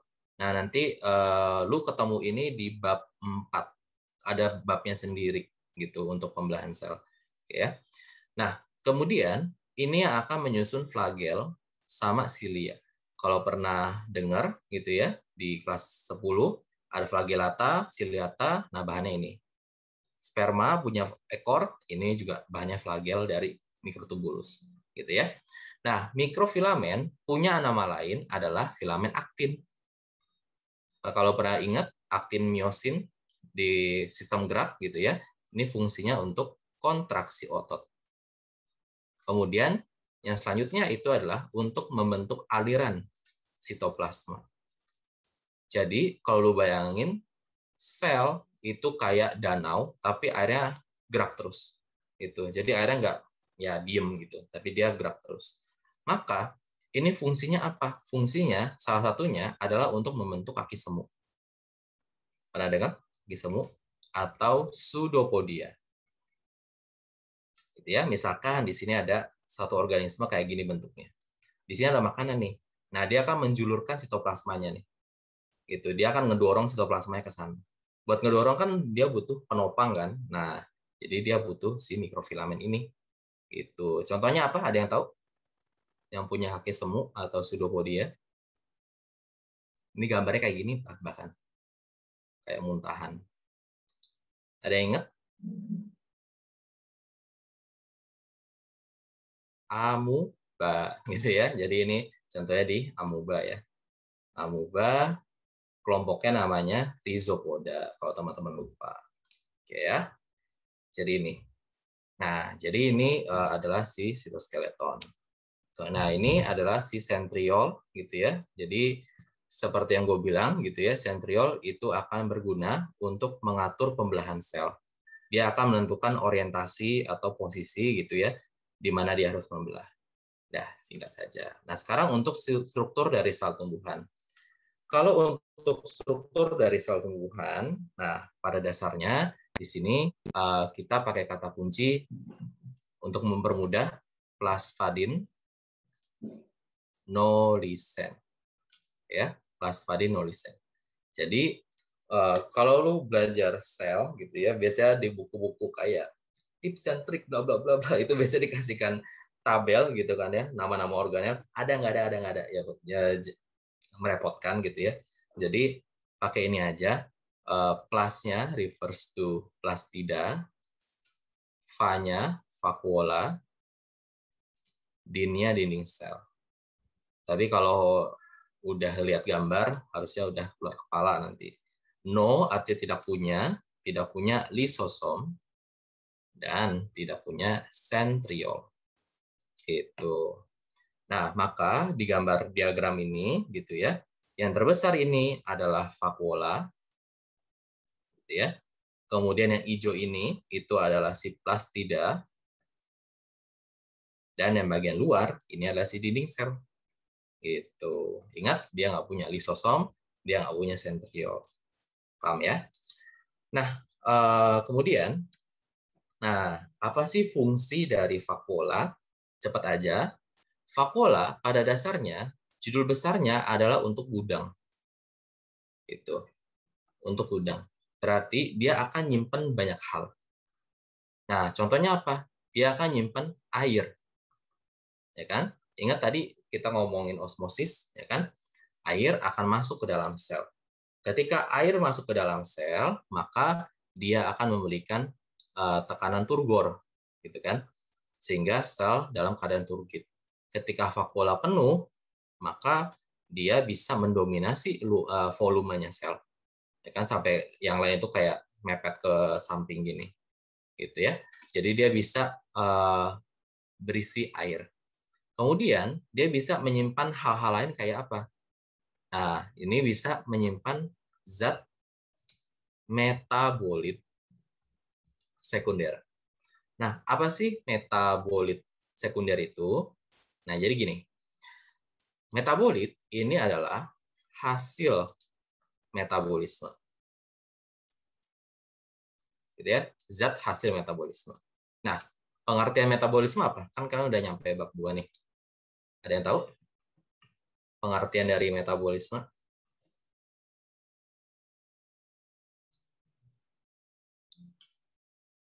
Ini istilah umum loh, ini harus ngerti. Metabolisme itu apa? Metabolisme adalah segala reaksi kimia yang terjadi di tubuh. Simpel kan? Gitu. Jadi kalau lu dengar kata metabolisme di soal-soal biologi, ya lu ngerti gitu maksudnya. Berarti itu reaksi kimianya. Maka lu bisa langsung ambil kesimpulan, oh kalau suhunya tinggi, metabolisme tinggi, gitu kan?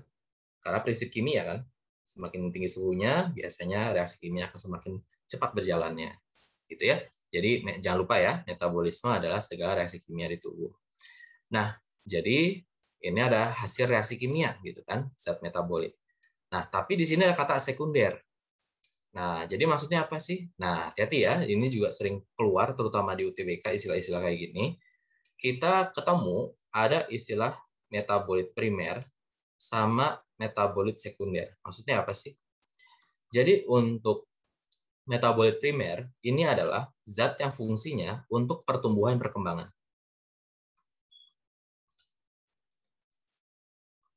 Contohnya apa? Contohnya misalkan karbohidrat. Itu. Karbohidrat lu pakai buat energi, yaitu metabolit primer. Karena jadi hasil fotosintesis itu adalah zat metabolit primer. Kalau sekunder berarti non pertumbuhan perkembangan. Contohnya apa sih? Misalkan wangi jeruk, gitu ya. Nah, wangi jeruk di sini, gitu kan, dihasilkan oleh minyak atsiri, gitu ya, di permukaan di kulit buahnya, gitu. Nah, minyak atsirinya disimpan di mana? Disimpan di vakuola, gitu. Kemudian teman-teman kalau misalkan kayu putih, gitu ya, kayu putih, lu ambil minyak kayu putihnya. Nah, disimpan di mana? Di vakuola. Ngerti ya? Jadi hal-hal kayak gitu itu yang disimpan. Oke ya. Jadi disimpan di vakuola ya. Nah, kemudian yang selanjutnya itu adalah plastida. Nah, kalau plastida di sini akan dibagi berdasarkan apa yang dia simpan. Itu. Jadi dia akan nyimpen klorofil, berarti dia warna hijau, gitu ya. Maka dia sebutnya kloroplas. Kalau dia nyimpan pigmen selain hijau atau klorofil, maka disebut sebagai kromoplas. Contohnya apa? Contohnya misalnya karoten, gitu ya. Karoten yang misalkan di wortel, gitu ya.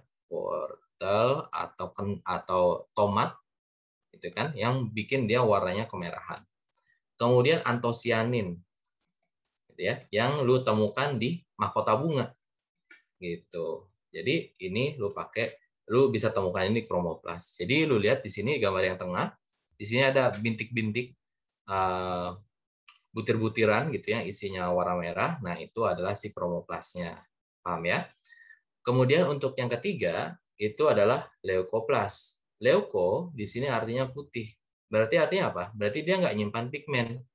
Nah, ingat prinsipnya, kalau di tumbuhan ada jaringan yang nganggur atau ada bagian yang nganggur, dia akan gunakan ini untuk menyimpan cadangan makanan. Pasti kayak gitu.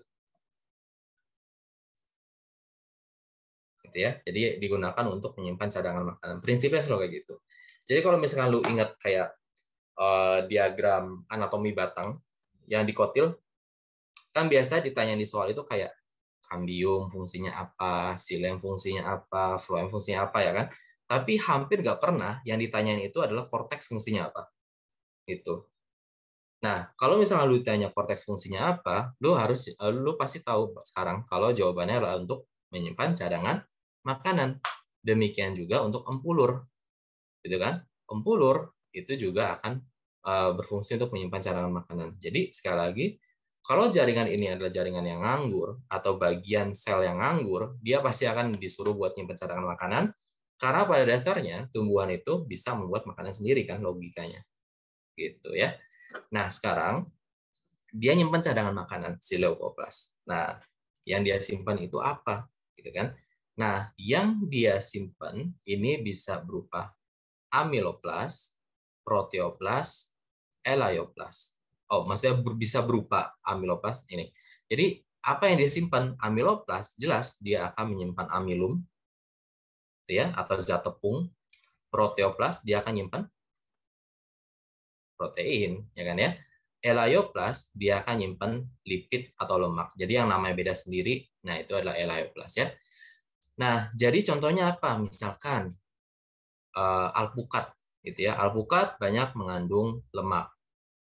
Nah, berarti lemaknya disimpan banyak di elaioplas, gitu kan? Kemudian kacang tanah mengandung lemak dan protein. Berarti ada proteoplas dan elaioplasnya. Kemudian lu juga tahu kentang, ya kan ya? Kentang, ubi, gitu ya. Itu nyimpan banyak karbohidrat, ya kan? Almilum. Itu makanya makanan pokok. Disimpannya di amiloplas gitu. Maka ketika lu pengamatan jaringan kentang, lu bakal ngeliat kayak ada ya granul-granul atau butir-butir yang kayak gini. Nah, ini disebut sebagai butir pati atau amiloplas gitu ya. Jadi banyak ditemukan pada organ yang menyimpan cadangan makanan seperti amilo. Logis ya.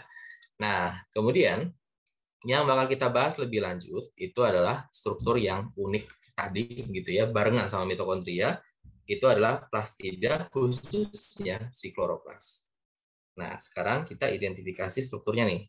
Nah, kita lihat nih, dia punya berapa membran sekarang? Dia punya 2 membran ya. Ada yang di luar, ada yang di dalam, ya kan? Maka sama tadi, dia memiliki membran ganda. Oke ya. Nah, maka ruangan antar membran ditemukan antara membran. Ya jelas ya, intermembrane space. Sama kan polanya. Nah, tapi yang di dalamnya mulai beda. Kalau di dalam ruangannya kita sebut sebagai matriks di mitokondria, nah kalau di kloroplas kita sebutnya stroma.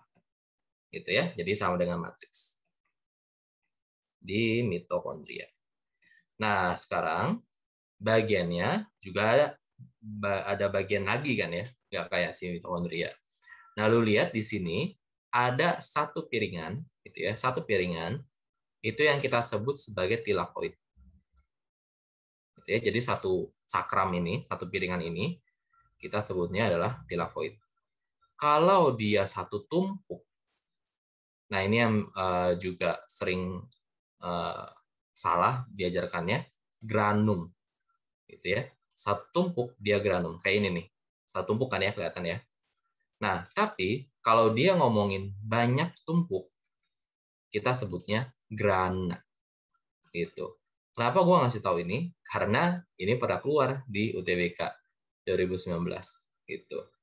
Jadi benar-benar kayak jebakan gitu loh. Dibilangnya kayak ditanyain manakah pernyataan berikut terkait kloroplas yang benar kecuali berarti ada yang salah kan. Nah, jadi dia tulisnya gini. Kloroplas memiliki tilakoid yang bertumpuk-tumpuk yang disebut sebagai grana. Nah, itu kan jahat banget ya. Maksudnya, kalau lu lihat pilihan yang lain, lu tahu itu bukan jawabannya. Tapi satu-satunya yang aneh itu memang yang ini. Gitu. Jadi, penting gitu ya menggunakan istilah yang tepat ya. Gitu. Tilakoid itu satu piringan, satu tumpuk itu granum.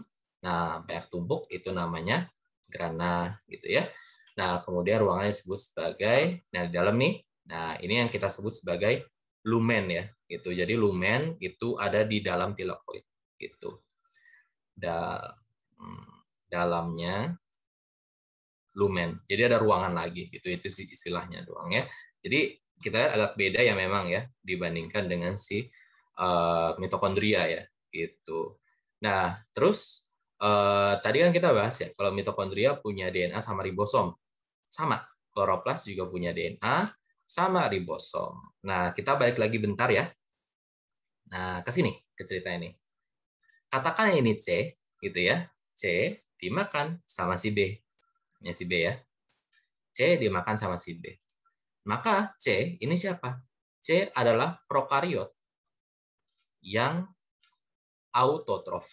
Artinya dia bisa berfotosintesis. Ada yang ingat nggak? Bakteri yang bisa fotosintesis apa? Namanya apa? Bakteri yang bisa fotosintesis. Dia alga atau ganggang. Dulu dianggap protista, tapi pas dicek, oh dia prokariot, jadi dipindahin ke monera. Ada ingat nggak namanya apa? Sering ditanyain juga nih di ujian soal ini. Ada ingat? Ganggang hijau biru ya. Gitu. Ganggang hijau biru. Ada yang ingat nama itunya, nama ilmiahnya, nama kelompoknya? Cyanobacteria ya, gitu. Jadi dia dulu masuk ke protista, masuk ke alga, gitu ya, namanya Cyanophyta. Nah, tapi pas dicek loh, dia ternyata prokariot, gitu kan? Maka dia dipindahkan ke grupnya bakteri, berubah nama jadi Cyanobacteria. Jadi di sini si cyanobacteria itu dimakan sama si B. Gitu. Ya, sama konsepnya. Gitu ya. Dia dapat 2 membran dan dia tentu saja berisi DNA dan ribosom. Paham ya? Jadi makanya kayak gini gitu. Oke ya. Nah, fungsinya apa sih? Untuk kali ini gua sampainya fotosintesis dulu aja. Gitu ya. Karena nanti kalian pas nanti metabolisme kan nanti kalian habis ini belajar kalian lagi enzim ya. Habis ini kalian belajar katabolisme atau pemecahan karbohidrat. Nah, di akhirnya nanti kalian belajar fotosintesis. Nanti fotosintesis ada 2 reaksi gitu ya, reaksi terang sama reaksi gelap. Nah, itu nanti kaitannya sama bagian-bagian ini. Tapi yang penting kalian udah ke review yang ini ya. Jadi membantu banget sih harusnya buat bab yang kalian pelajarin nanti. Oke.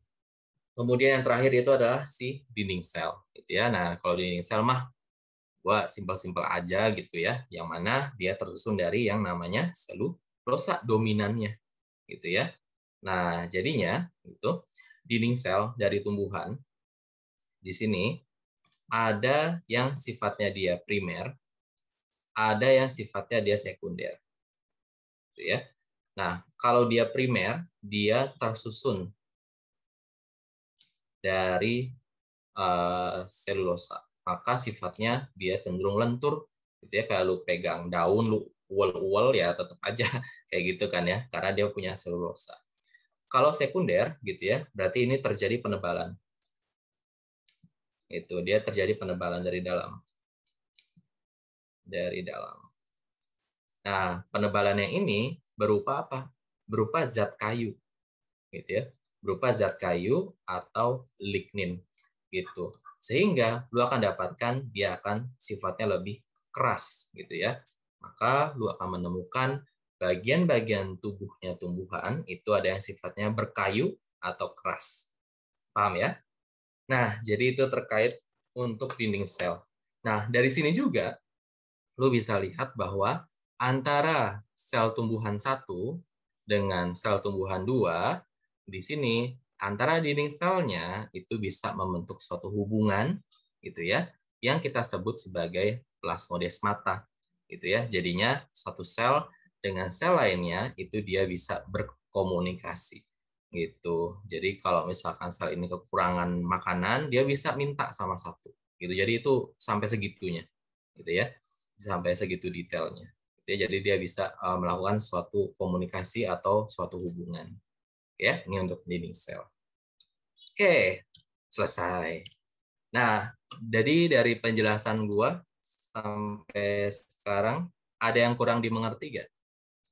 Ada yang pengen dijelaskan ulang? Nggak dari awal sih, jangan ya. Ada yang bagian yang kurang dimengerti?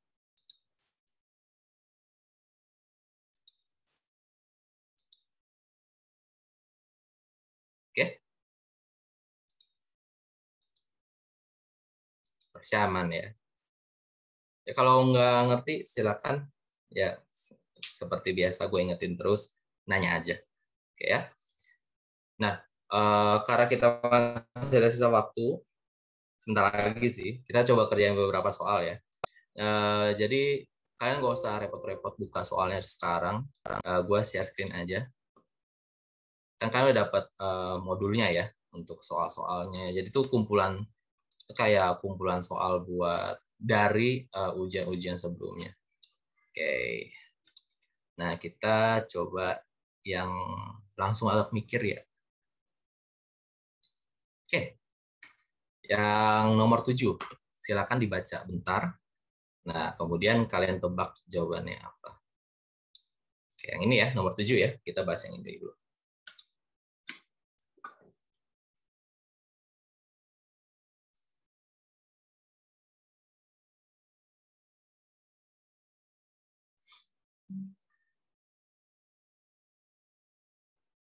Gue sambil minum bentar ya.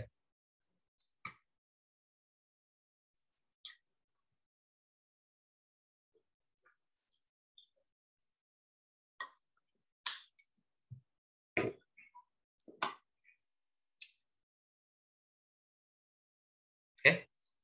Jadi ditanyain di soalnya itu adalah berikut ini adalah organel dalam sel eukariotik. Oke ya. Kemudian di sini ada listnya, itu ada retikulum endoplasma, ada ribosom, ada permukaan cis Golgi, permukaan trans Golgi, transportasi vesikel, grana, dan membran plasma. Urutan yang benar untuk menggambarkan pengolahan glikogen dalam sel eukariotik adalah, nah, jadi kalau lu dapet kayak gini, lu harusnya gitu ya langsung kepikiran soal sistem endomembran ya kan ya, karena dominannya ngomongin soal sistem endomembran gitu. Jadi kan di sini lu pasti ngomongin langsung kepikiran, oh sistem endomembran. Ingat gak? Yang ada pabriknya sama ada warehouse-nya yang gue bilang itu ya. Oke, sistem endomembran.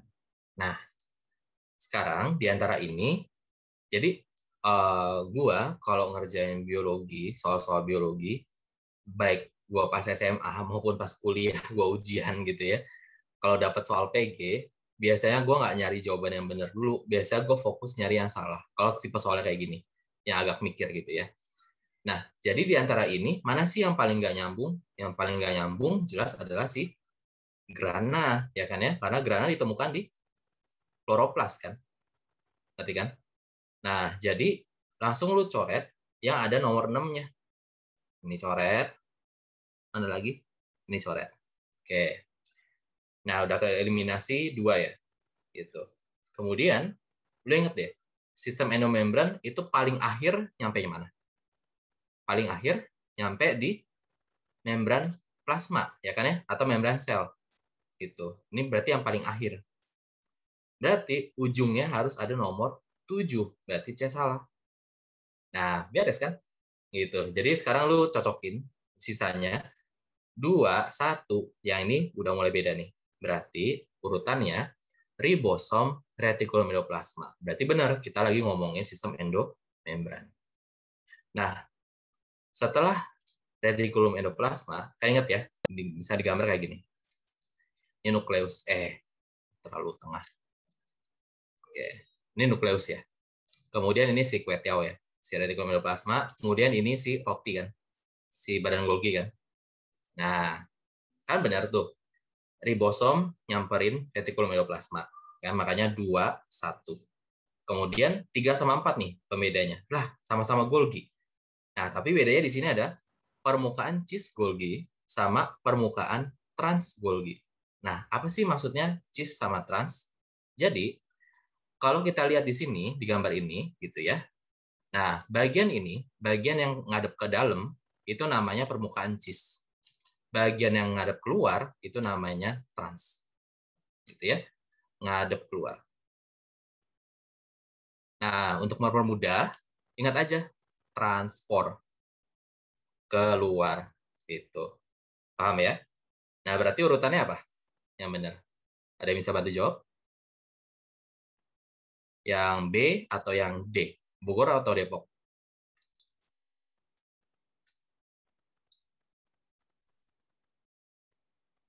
Yang? Cis dulu ya. Iya, cis dulu benar ya.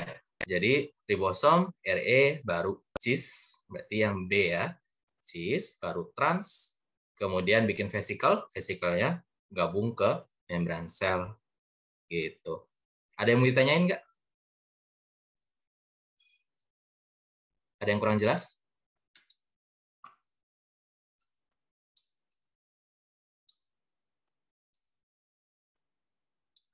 Tidak? Ya oke.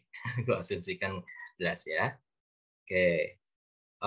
Kemudian kita lanjutkan ke nomor 11 nih. Nih, baru dibahas kan? Nih. Silakan dibaca dulu. Gue bacain di biar barengan. Berikut ini yang bukan merupakan persamaan yang dimiliki mitokondria dan kloroplas adalah A. Memiliki DNA, B. Bereplikasi mandiri, C. Memiliki jumlah membran, D. Menghasilkan ATP, E. Memiliki jumlah kompartemen. Ini biar jelas, ini ya katanya sama ya. Memiliki jumlah membran sama dan memiliki jumlah kompartemen yang sama. Oke. Kita mintanya yang mana? Yang bukan ya. Berarti yang salah. Oke. Kita langsung bahas ya. Nah, memiliki DNA. Mitokondria sama kloroplas sama-sama punya DNA ya. Diingat ya dari cerita tadi kan aneh banget ya. Memiliki DNA. Oke, ini berarti kesamaan nih. Kan kita carinya bukan kesamaan kan. Bereplikasi secara mandiri. Berarti ini kesamaan juga karena ingat dia dulunya bakteri kan. Gitu ya. Kemudian memiliki jumlah membran yang sama. Sama jumlah membrannya? Ada berapa membrannya? Ada? Dua. Ada 2 ya, benar ya, membrannya ganda. Ingat ya yang tadi prosesnya. Oke. Kemudian menghasilkan ATP. Iya, ya kan ya. Mitokondria nanti ngasilin ATP. Ini kan tugas utamanya dia. Nanti kalau kalian belajar kloro